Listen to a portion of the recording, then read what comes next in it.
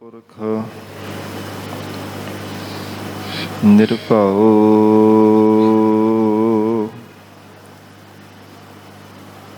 ਨਿਰਵੈਰ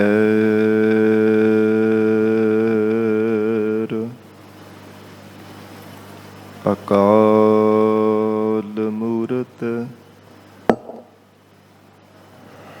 ਅਜੂਨੀ ਸੈਭੰ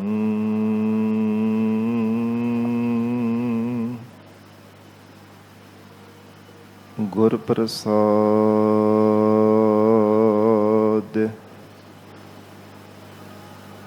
ਜਪ ਆਦਿ ਸਚ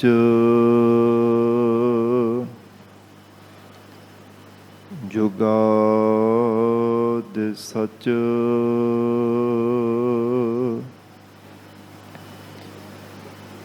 ਹੈ ਭੀ ਸਚ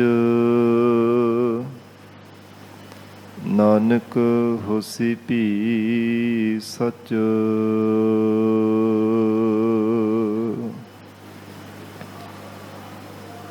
ਡੰਡੌਤ ਬੰਧਨ ਅਨੇਕ ਬਾਰ ਸਰਬ ਕਲਾ ਸਮਰੱਥ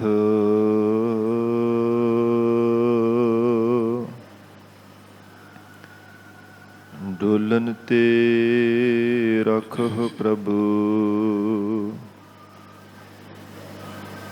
ਨਾਨਕ ਦੇ ਕਰ ਹੱਥ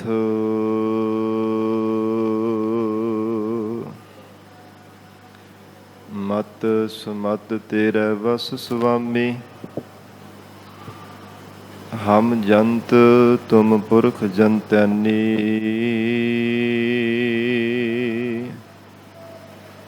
ਜਨ ਨਾਨਕ ਕੇ ਪ੍ਰਭ ਕਰਤੇ ਸੁਆਮੀ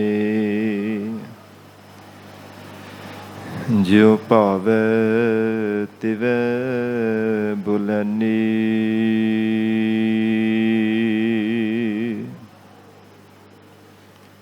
ਜਨ ਨਾਨਕ ਕੇ ਪ੍ਰਭ ਕਰਤੇ ਸੁਆਮੀ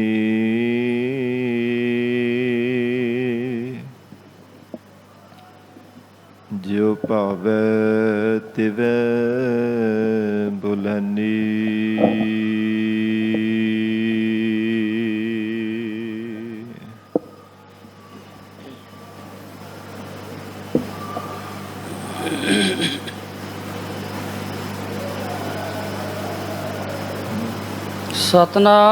ਸਤਨਾਮ ਸ੍ਰੀ ਵਾਹਿਗੁਰੂ ਸਾਹਿਬ ਜੀਓ। ਸਾਵਣ ਸਰਸੀ ਕਾਮਣੀ ਚਰਨ ਕਮਲ ਸਿਉ ਪਿਆਰ ਮਨ ਤਨ ਰਤਾ ਸਚ ਰੰਗ ਏਕੋ ਨਾਮ ਆਧਾਰ ਵੇਖਿਆ ਰੰਗ ਕੁੜਾਵਿਆ ਦਿਸਨ ਸਭੇ ਛਾਰ ਹਰ ਅੰਮ੍ਰਿਤ ਬੂੰਦ ਸੁਹਾਵਣੀ ਮਿਲ ਸਾਧੂ ਪੀਵਨ ਹਾਰ ਬਾਣ ਤਿਣ ਪ੍ਰਭ ਸੰਗ ਮੌਲਿਆ ਸਮਰੱਥ ਪੁਰਖ ਅਪਾਰ ਹਰ ਮਿਲਣ ਨੋ ਮਨ ਲੋਚਦਾ ਕਰਮ ਮਿਲਾਵਣ ਹਾਰ ਜਿਨੀ ਸਖੀਏ ਪ੍ਰਭ ਪਾਇਆ ਹਉ ਤਿਨ ਕੈ ਸਦ ਬਲਿਹਾਰ ਨਾਨਕ ਹਰ ਜੀ ਮਾਇਆ ਕਰ ਸਾਵਦ ਸਵਾਰਨ ਹਾਰ ਸਾਵਣ ਤਿਨਾ ਸੁਹਾਗਣੀ ਜਿਨ ਰਾਮ ਨਾਮ ਉਰਹਾਰ ਸਾਵਣ ਸਰਸੀ ਕਾਮਣੀ। ਵਾਹਿਗੁਰੂ ਜੀ ਕਾ ਖਾਲਸਾ ਵਾਹਿਗੁਰੂ ਜੀ ਕੀ ਫਤਿਹ। ਪਤਿਤ ਪਾਵਨ ਭਗਤ ਵਛਲ ਅੰਤਰਜਾਮੀ ਕਰੁਣਾ ਨਿਧਾਨ ਗੁਰੂ ਗਰੀਬ ਨਵਾਜ। ਕਲਯੁਗ ਕੇ ਤਾਰਨ ਹਾਰੇ ਸ਼ਬਦ ਗੁਰੂ। ਦਸਾਂ ਹੀ ਪਾਤਸ਼ਾਹੀਆਂ ਕੇ ਆਤਮਿਕ ਸਰੂਪ ਜੁਗੋ ਜੁਗ ਅਟਲ। ਧੰਨ ਧੰਨ ਸਤਿਗੁਰੂ ਸ੍ਰੀ ਗੁਰੂ ਗ੍ਰੰਥ ਸਾਹਿਬ ਮਹਾਰਾਜ ਸੱਚੇ ਪਾਤਸ਼ਾਹ ਜੀ ਦੇ ਅਪਾਰ ਬਖਸ਼ਿਸ਼ ਰਹਿਮਤ ਦਾ ਸਦਕਾ ਅੰਮ੍ਰਿਤ ਵੇਲੇ ਤੋਂ ਮਹਾਰਾਜ ਸਾਹਿਬ ਜੀ ਦੀ ਪਾਵਨ ਹਜ਼ੂਰੀ ਅੰਦਰ ਦੀਵਾਨ ਸਜੇ ਸਨ। ਸਜੇ ਹੋ ਦੀਵਾਨਾਂ ਅੰਦਰ ਪਾਵਨ ਗੁਰਬਾਣੀ ਦੇ ਜਾਪ, ਅੰਮ੍ਰਿਤਮਈ ਗੁਰਬਾਣੀ ਦਾ ਰਸ ਪਿੰਨਾ ਕੀਰਤਨ ਆਪ ਸੰਗਤਾਂ ਨੇ ਸਰਵਣ ਕੀਤਾ ਹੈ। ਆਓ ਸਤ ਸੰਗਤ ਜੀ ਹੋਰ ਵੀ ਕੋਈ ਸਮਾਂ ਪਿਆਰ ਸਤਿਕਾਰ ਸਹਿਤ ਸਤਿਗੁਰੂ ਜੀ ਦੇ ਚਰਨਾਂ ਵਿੱਚ ਬੈਠ ਕੇ ਲੜੀਵਾਰ ਗੁਰੂ ਸ਼ਬਦ ਦੇ ਵਿਚਾਰ ਅਤੇ ਜੋ ਸਾਵਣ ਦੇ ਮਹੀਨੇ ਦੇ ਅੱਜ ਸੰਗਰਾਂਦ ਦਾ ਦਿਨ ਹੈ, ਮਹਾਰਾਜ ਧੰਨ ਸਤਿਗੁਰੂ ਸ੍ਰੀ ਗੁਰੂ ਅਰਜਨ ਦੇਵ ਸਾਹਿਬ ਸੱਚੇ ਪਾਤਸ਼ਾਹ ਜੀ ਦੀ ਰਸਨਾ ਤੋਂ ਉਚਾਰਨ ਕੀਤੀ ਹੋਈ ਪਾਵਨ ਬਾਣੀ, ਜੋ ਸਾਵਣ ਦੇ ਮਹੀਨੇ ਅੰਦਰ ਮਹਾਰਾਜ ਸਾਹਿਬ ਜੀ ਸਾਨੂੰ ਉਪਦੇਸ਼ ਬਖਸ਼ਿਸ਼ ਕੀਤਾ ਹੈ, ਸਤਿਗੁਰੂ ਜੀ ਦਾ ਫਲਾਦੇਸ਼ ਸੁਣ ਕਰਕੇ ਹਿਰਦੇ ਅੰਦਰ ਧਾਰਨ ਕਰਕੇ ਮਹਾਰਾਜ ਸੱਚੇ ਪਾਤਸ਼ਾਹ ਜੀ ਦੀਆਂ ਖੁਸ਼ੀਆਂ ਪ੍ਰਾਪਤ ਕਰੀਏ। ਕਿਉਂਕਿ ਜਦੋਂ ਤੱਕ ਸਤਿਗੁਰੂ ਜੀ ਦਾ ਉਪਦੇਸ਼ ਨਹੀਂ ਸਰਵਣ ਕੀਤਾ ਜਾਂਦਾ, ਉਦੋਂ ਤੱਕ ਜੀਵ ਨੂੰ ਸਮਝ ਨਹੀਂ ਪੈਂਦੀ ਕਿ ਕਿਸ ਢੰਗ ਦੇ ਨਾਲ ਮੈਂ ਜੀਵਨ ਨਿਰਵਾਹ ਕਰਨਾ ਹੈ। ਉਦੋਂ ਤੱਕ ਜੀਵਨ ਜੁਗਤੀ ਦੀ ਦਾਤ ਪਾ ਹੀ ਨਹੀਂ ਸਕਦਾ ਜਦੋਂ ਤੱਕ ਮਹਾਰਾਜ ਸਾਹਿਬ ਜੀ ਦਾ ਉਪਦੇਸ਼ ਨਹੀਂ ਸਰਵਣ ਕਰਦਾ। ਤੇ ਗੁਰਬਾਣੀ ਅੰਦਰ ਸਤਿਗੁਰੂ ਜੀ ਨੇ ਇੱਕ ਇੱਕ ਅੱਖਰ ਦੇ ਅੰਦਰ ਇੱਕ ਓੰਕਾਰ ਤੋਂ ਲੈ ਕੇ 18 10 20 ਤੱਕ ਉਪਦੇਸ਼ ਬਖਸ਼ਿਸ਼ ਕੀਤਾ ਹੈ। ਪਰ ਫਿਰ ਵੀ ਕੁਝ ਵਿਸ਼ੇਸ਼ ਕਰਕੇ ਮਹਾਰਾਜ ਸਾਹਿਬ ਜੀ ਨੇ ਸਿੱਖ ਸੰਗਤਾਂ ਦੇ ਬੇਨਤੀ ਕਰਨ ਤੇ ਗੁਰਬਾਣੀ ਉਚਾਰਨ ਕੀਤੀਆਂ। ਕੁਝ ਬਾਣੀਆਂ ਵਿਸ਼ੇਸ਼ ਕਰਕੇ ਮਹਾਰਾਜ ਸੱਚੇ ਪਾਤਸ਼ਾਹ ਜੀ ਨੇ ਉਚਾਰਨ ਕੀਤੀਆਂ ਹਨ। ਜਿਵੇਂ ਸਿੱਖਾਂ ਨੇ ਬੇਨਤੀ ਕੀਤੀ ਹੈ, ਇਹ ਸਾਧ ਸੰਗਤ ਜੀ 12 ਮਾਹ ਬਾਣੀ ਪਹਿਲੇ ਪਾਤਸ਼ਾਹ ਧੰਨ ਗੁਰੂ ਨਾਨਕ ਦੇਵ ਸਾਹਿਬ ਮਹਾਰਾਜ ਜੀ ਨੇ ਪਹਿਲੇ ਸਰੂਪ ਦੇ ਅੰਦਰ ਵੀ ਉਚਾਰਨ ਕੀਤੀ ਹੈ। ਉਹ ਤੁਖਾਰੀ ਰਾਗ ਦੇ ਅੰਦਰ ਦਰਜ ਹੈ ਸ੍ਰੀ ਗੁਰੂ ਗ੍ਰੰਥ ਸਾਹਿਬ ਜੀ ਵਿੱਚ।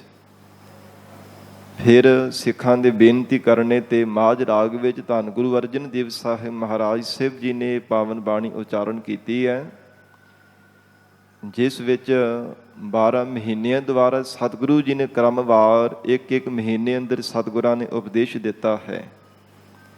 ਤੇ ਸਾਧ ਸੰਗਤ ਜੀ, ਵਿਚਾਰ ਦੀ ਪ੍ਰਾਰੰਭਤਾ ਤੋਂ ਪਹਿਲਾਂ ਕੇਵਲ ਸੰਖੇਪ ਰੂਪ ਦੇ ਵਿੱਚ ਆਪ ਜੀ ਦੇ ਚਰਨਾਂ ਵਿੱਚ ਬੇਨਤੀ ਕਰਨੀ ਹੈ, ਫਿਰ ਬਾਅਦ ਵਿੱਚ ਗੁਰੂ ਸ਼ਬਦ ਦੀ ਵਿਚਾਰ ਦੇ ਨਾਲ ਜੁੜਨਾ ਹੈ। ਅਮਰ ਸ਼ਹੀਦ ਭਾਈ ਤਾਰੂ ਸਿੰਘ ਸਾਹਿਬ ਜੀ ਦਾ ਅੱਜ ਸ਼ਹੀਦੀ ਦਿਵਸ ਵੀ ਹੈ। ਤਿੰਨਾਂ ਦੇ ਸਾਧ ਸੰਗਤ ਜੀ ਸ਼ਹਾਦਤ ਦੇ ਪ੍ਰਥਾਏ ਕੇਵਲ ਸੰਖੇਪ ਰੂਪ ਦੇ ਵਿੱਚ ਵਿਚਾਰ ਕਰਕੇ ਫਿਰ ਬਾਅਦ ਵਿੱਚ ਗੁਰੂ ਸ਼ਬਦ ਦੀ ਵਿਚਾਰ ਨਾਲ ਜੁੜਾਂਗੇ। ਇਤਿਹਾਸਕਾਰਾਂ ਨੇ ਜੋ ਜ਼ਿਕਰ ਕੀਤਾ ਹੈ, ਸ਼ਹੀਦ ਭਾਈ ਤਾਰੂ ਸਿੰਘ ਸਾਹਿਬ ਜੀ ਦਾ ਜੋ ਨਗਰ ਹੈ ਪਹੂਵਿੰਡ ਨਗਰ, ਇਹ ਦੋ ਨਿੱਕੇ ਨਿੱਕੇ ਸਾਧ ਸੰਗਤ ਜੀ ਇੱਥੇ ਨਗਰ ਵਸਦੇ ਆ। ਇੱਕ ਸਿੰਘਪੁਰਾ ਤੇ ਦੂਜਾ ਪਹੂਵਿੰਡ। ਇਹ ਦੋਵੇਂ ਹੀ ਜਿਹੜੇ ਪਿੰਡ ਭਾਵੇਂ ਛੋਟੇ ਆ, ਪਰ ਇਹਨਾਂ ਦੇ ਅੰਦਰ ਜਿਨ੍ਹਾਂ ਨੇ ਸੂਰਬੀਰ ਯੋਧਿਆਂ ਨੇ, ਜਿਨ੍ਹਾਂ ਨੇ ਆਪਾਂ ਨਿਸ਼ਾਵਰ ਕੀਤਾ ਕੌਮ ਦੇ ਵਾਸਤੇ, ਧਰਮ ਦੇ ਵਾਸਤੇ ਜੂਝ ਕਰਕੇ ਸ਼ਹਾਦਤ ਦਾ ਜਾਮ ਪੀ ਗਏ। ਕਸਬੇ ਭਾਵੇਂ ਛੋਟੇ ਸਨ, ਪਰ ਇਹਨਾਂ ਦੇ ਅੰਦਰ ਬੜੇ ਵੱਡੇ ਜਰਨੈਲਾਂ ਨੇ ਜਨਮ ਲਿਆ। ਸਿੰਘਪੁਰਾ ਜਿਹੜਾ ਨਗਰ ਸੀ ਨਾ ਸਾਧ ਸੰਗਤ ਜੀ, ਇਹਦੇ ਅੰਦਰ ਜਿਹੜੇ ਨਵਾਬ ਕਪੂਰ ਸਿੰਘ ਜੀ ਹੋਏ ਹਨ, ਉਹਨਾਂ ਦਾ ਜਨਮ ਹੋਇਆ ਸੀ ਇਸ ਨਗਰ ਦੇ ਵਿੱਚ, ਜਿਨ੍ਹਾਂ ਨੇ ਪੰਥ ਦੀ ਬਹੁਤ ਮਹਾਨ ਸੇਵਾ ਕੀਤੀ ਹੈ। ਤੇ ਸੇਵਾ ਵੀ ਫਿਰ ਨਿਮਰਤਾ ਵਿੱਚ ਰਹਿ ਕਰਕੇ ਕੀਤੀ। ਭਾਵੇਂ ਸਾਧ ਸੰਗਤ ਜੀ ਨਵਾਬੀ ਵੀ ਪ੍ਰਾਪਤ ਹੋ ਗਈ ਸੀ, ਪਰ ਫਿਰ ਵੀ ਨਿਮਰਤਾ ਨਹੀਂ ਸੀ ਆਪਣੀ ਛੱਡੀ ਜੀਵਨ ਦੇ ਅੰਦਰ। ਜਿਵੇਂ ਪਹਿਲਾਂ ਸਿੱਖਾਂ ਦੀ ਸੇਵਾ ਕਰਦੇ ਸਨ, ਸਿੰਘਾਂ ਦੀ, ਸੰਗਤਾਂ ਦੀ, ਉਸੇ ਤਰ੍ਹਾਂ ਹੀ ਪੱਖਾ ਝੱਲਣ ਦੀ ਸੇਵਾ ਕਰਨੀ। ਘੋੜਿਆਂ ਦੀ ਲਿਦ ਚੁੱਕਣ ਦੀ ਸੇਵਾ ਕਰਨੀ ਇਤਿਆਦਿ ਗੁਰੂ ਘਰ ਦੀਆਂ ਮਹਾਨ ਸੇਵਾਵਾਂ ਨੂੰ ਨਿਭਾਉਂਦੇ ਰਹੇ ਹੈ। ਔਰ ਇਸੇ ਤਰ੍ਹਾਂ ਸਾਧ ਸੰਗਤ ਜੀ ਪੂਲਾ ਨਗਰ ਜਿਹੜਾ, ਜਿਸ ਨਗਰ ਦੇ ਅੰਦਰ ਜੋ ਸ਼ਹੀਦ ਭਾਈ ਤਾਰੂ ਸਿੰਘ ਜੀ ਦਾ ਜਨਮ ਹੋਇਆ ਸੀ, ਇਹਨਾਂ ਦੇ ਪਿਤਾ ਬਾਬਾ ਜੋਧ ਸਿੰਘ ਜੀ ਦੇ ਘਰ ਵਿੱਚ ਇਹਨਾਂ ਦਾ ਜਨਮ ਹੋਇਆ। ਇਤਿਹਾਸਕਾਰਾਂ ਨੇ ਜ਼ਿਕਰ ਕੀਤਾ ਕਿ ਜਿਹੜਾ ਵੱਡਾ ਘੱਲੂਘਾਰਾ ਹੋਇਆ ਨਾ, ਉਸ ਘੱਲੂਘਾਰੇ ਦੇ ਵਿੱਚ ਆਪ ਜੀ ਦੇ ਪਿਤਾ ਜੀ ਦੁਸ਼ਮਣਾਂ ਦੇ ਨਾਲ ਲੜਦਿਆਂ ਹੋਇਆਂ ਸ਼ਹਾਦਤ ਦਾ ਜਾਮ ਪੀ ਗਏ ਸਨ। ਮਹਾਰਾਜ ਸੱਚੇ ਪਾਤਸ਼ਾਹ ਜੀ ਦੀ ਬਖਸ਼ੀ ਹੋਈ ਸਿੱਖੀ ਸਰੂਪ ਔਰ ਸਤਿਗੁਰੂ ਜੀ ਦੀ ਬਖਸ਼ੀ ਹੋਈ ਗੁਰਮਰਜ਼ਾਦਾ ਨੂੰ ਜੀਵਨ ਦੇ ਅੰਦਰ ਧਾਰਨ ਕੀਤਾ। ਜੋ ਮਹਾਰਾਜ ਸੱਚੇ ਪਾਤਸ਼ਾਹ ਜੀ ਨੇ ਸਿੱਖੀ ਦੀ ਦਾਤ ਬਖਸ਼ਿਸ਼ ਕੀਤੀ ਸੀ, ਉਹਦੇ ਵਿੱਚ ਪਰਪੱਕ ਰਹਿ ਕਰਕੇ ਸ਼ਹਾਦਤ ਦਾ ਜਾਮ ਪੀਤਾ। ਸਮੇਂ ਦੀ ਹਕੂਮਤ ਨੇ ਭਾਵੇਂ ਬਹੁਤ ਡਲਾਉਣ ਦਾ, ਦਬਕਾਉਣ ਦਾ, ਧਮਕਾਉਣ ਦਾ ਯਤਨ ਵੀ ਕੀਤਾ ਸੀ, ਪਰ ਫਿਰ ਵੀ ਆਪ ਜੀ ਦੇ ਪਿਤਾ ਥੋੜ੍ਹਾ ਜਿੰਨਾ ਵੀ ਨਾ ਤਾਂ ਹਕੂਮਤ ਤੋਂ ਡਰੇ, ਨਾ ਉਹਨਾਂ ਦੇ ਦਬਦਬਾ ਹੇਠ ਆਏ, ਨਾ ਹੀ ਉਹਨਾਂ ਦੇ ਧਮਕੀਆਂ ਨਾਲ ਲਾਲਚ ਦੇ ਅਧੀਨ ਹੋ ਕਰਕੇ ਤਿੰਨਾਂ ਨੇ ਸਿੱਖ ਧਰਮ ਤੋਂ ਮੁਨਕਰ ਹੋਣਾ ਕੀਤਾ। ਸਦਾ ਹੀ ਸਿੱਖੀ ਦੇ ਵਾਸਤੇ, ਧਰਮ ਦੇ ਵਾਸਤੇ, ਆਪਾਂ ਨਿਸ਼ਾਵਰ ਕਰਨ ਦੇ ਵਾਸਤੇ ਤਤਪਰ ਰਹਿੰਦੇ ਸਨ। ਵੱਡੇ ਘੱਲੂਘਾਰੇ ਦੇ ਵਿੱਚ ਆਪ ਜੀ ਦੀ ਪਿਤਾ ਜੀ ਦੀ ਸ਼ਹਾਦਤ ਹੁੰਦੀ ਹੈ। ਫਿਰ ਛੋਟੀ ਆਰਬਲਾ, ਆਪ ਜੀ ਦੀ ਇੱਕ ਭੈਣ ਸੀ ਜਿਹਦਾ ਨਾਮ ਬੀਬੀ ਤਾਰੂ, ਇਤਿਹਾਸਕਾਰਾਂ ਜ਼ਿਕਰ ਕੀਤਾ ਹੈ।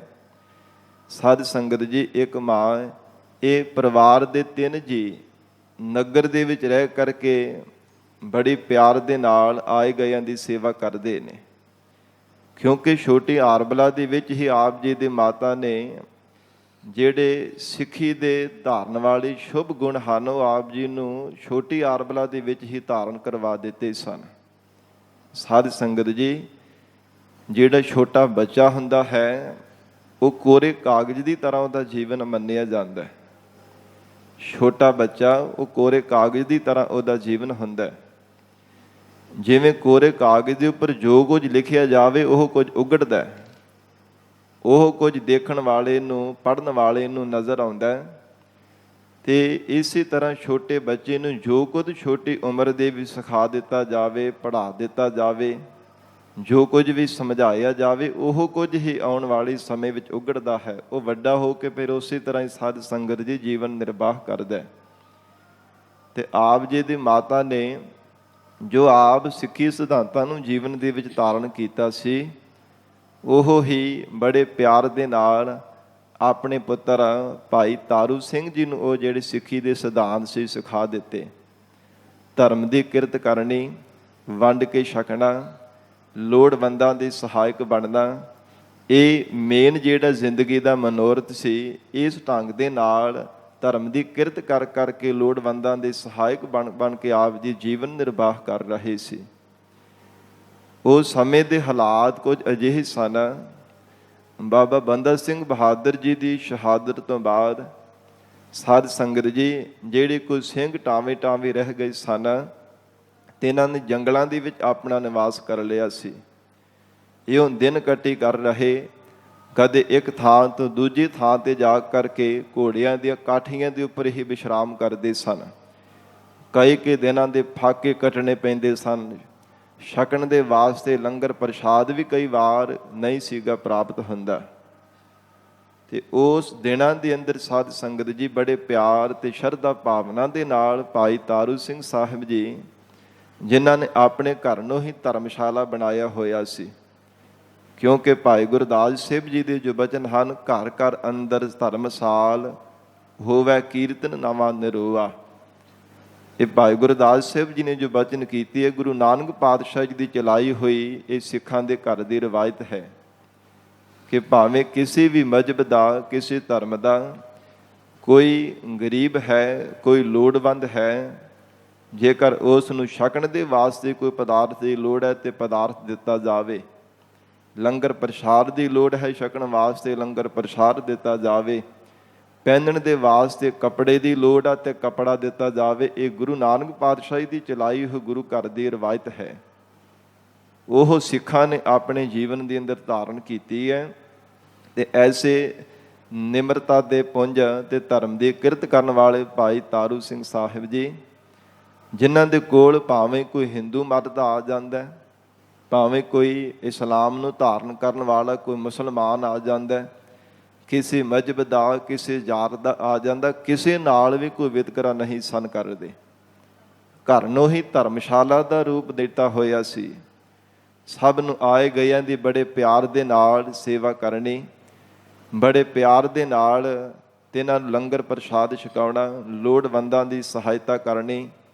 ਤੇ ਸਾਧ ਸੰਗਤ ਜੀ, ਇੰਨਾ ਜ਼ਿਆਦਾ ਪਿਆਰ ਹਰ ਇੱਕ ਧਰਮ ਦੇ ਬੰਦੇ ਦੇ ਨਾਲ ਭਾਈ ਸਾਹਿਬ ਜੀ ਦਾ ਪੈ ਗਿਆ ਸੀਗਾ ਕਿ ਉਹ ਸਮੇਂ ਦੇ ਹਾਲਾਤ ਅਜਿਹੇ ਸਨ, ਜਿਹੜੇ ਹਕੂਮਤ ਦੇ ਪਿੱਠੂ ਸਨ, ਉਹ ਸਿੰਘਾਂ ਦੇ ਸਾਧ ਸੰਗਤ ਜੀ ਜਾ ਕਰਕੇ ਖਬਰਾਂ ਕਰਦੇ ਸਨ। ਕੋਈ ਲਾਹੌਰ ਵਿੱਚ ਚਲਾ ਜਾਂਦਾ, ਕੋਈ ਕਿਸੇ ਸੂਬੇਦਾਰ ਕੋਲ ਚਲਾ ਜਾਂਦਾ, ਕੋਈ ਕਿਸੇ ਹਾਕਮ ਦੇ ਕੋਲ ਚਲਾ ਜਾਂਦਾ ਸੀ।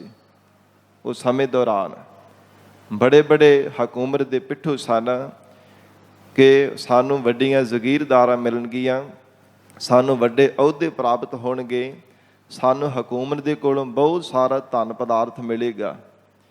ਇਹ ਸਭ ਕੁਝ ਲਾਲਚ ਦੇ ਅਧੀਨ ਹੋ ਕਰਕੇ ਸਾਧ ਸੰਗਤ ਜੀ ਹਕੂਮਤ ਦੇ ਪਿੱਠੂ ਜਾ ਕਰਕੇ ਸਿੰਘਾਂ ਦੀਆਂ ਖਬਰਾਂ ਦਿੰਦੇ ਸਨ। ਤੇ ਇਸ ਪ੍ਰਕਾਰ ਉਹ ਸਮੇਂ ਜਿਹੜੇ ਰਾੜ ਸਿੰਘ ਸਨ, ਤਿੰਨਾਂ ਦੇ ਵੱਲ ਤਾਂ ਸਾਧ ਸੰਗਤ ਜੀ ਕਿਸੇ ਦਾ ਹੀਆ ਨਹੀਂ ਸੀਗਾ ਪੈਂਦਾ ਕਿ ਸਾਹਮਣੇ ਹੋ ਕਰਕੇ ਸਿੰਘਾਂ ਦਾ ਕੋਈ ਮੁਕਾਬਲਾ ਕਰ ਸਕੇ। ਇਸ ਪ੍ਰਕਾਰ ਜਦੋਂ ਸਿੰਘ ਜੰਗਲਾਂ ਦੇ ਵਿੱਚ ਚਲੇ ਜਾਂਦੇ ਸਨ, ਕੋਈ ਸਾਧ ਸੰਗਤ ਜੀ ਜੰਗਲ ਬੇਲਿਆਂ ਦੇ ਵਿੱਚ ਜਿਨ੍ਹਾਂ ਨੇ ਆਪਣਾ ਨਿਵਾਸ ਕਰ ਲਿਆ ਸੀ, ਉਸ ਸਮੇਂ ਦੌਰਾਨ ਸ਼ਹੀਦ ਭਾਈ ਤਾਰੂ ਸਿੰਘ ਸਾਹਿਬ ਜੀ ਬੜੇ ਪਿਆਰ ਦੇ ਨਾਲ ਆਪਣੇ ਘਰ ਦੇ ਵਿੱਚ ਆਏ ਗਇਆਂ ਦੀ ਸੇਵਾ ਕਰਿਆ ਕਰਦੇ ਸਨ।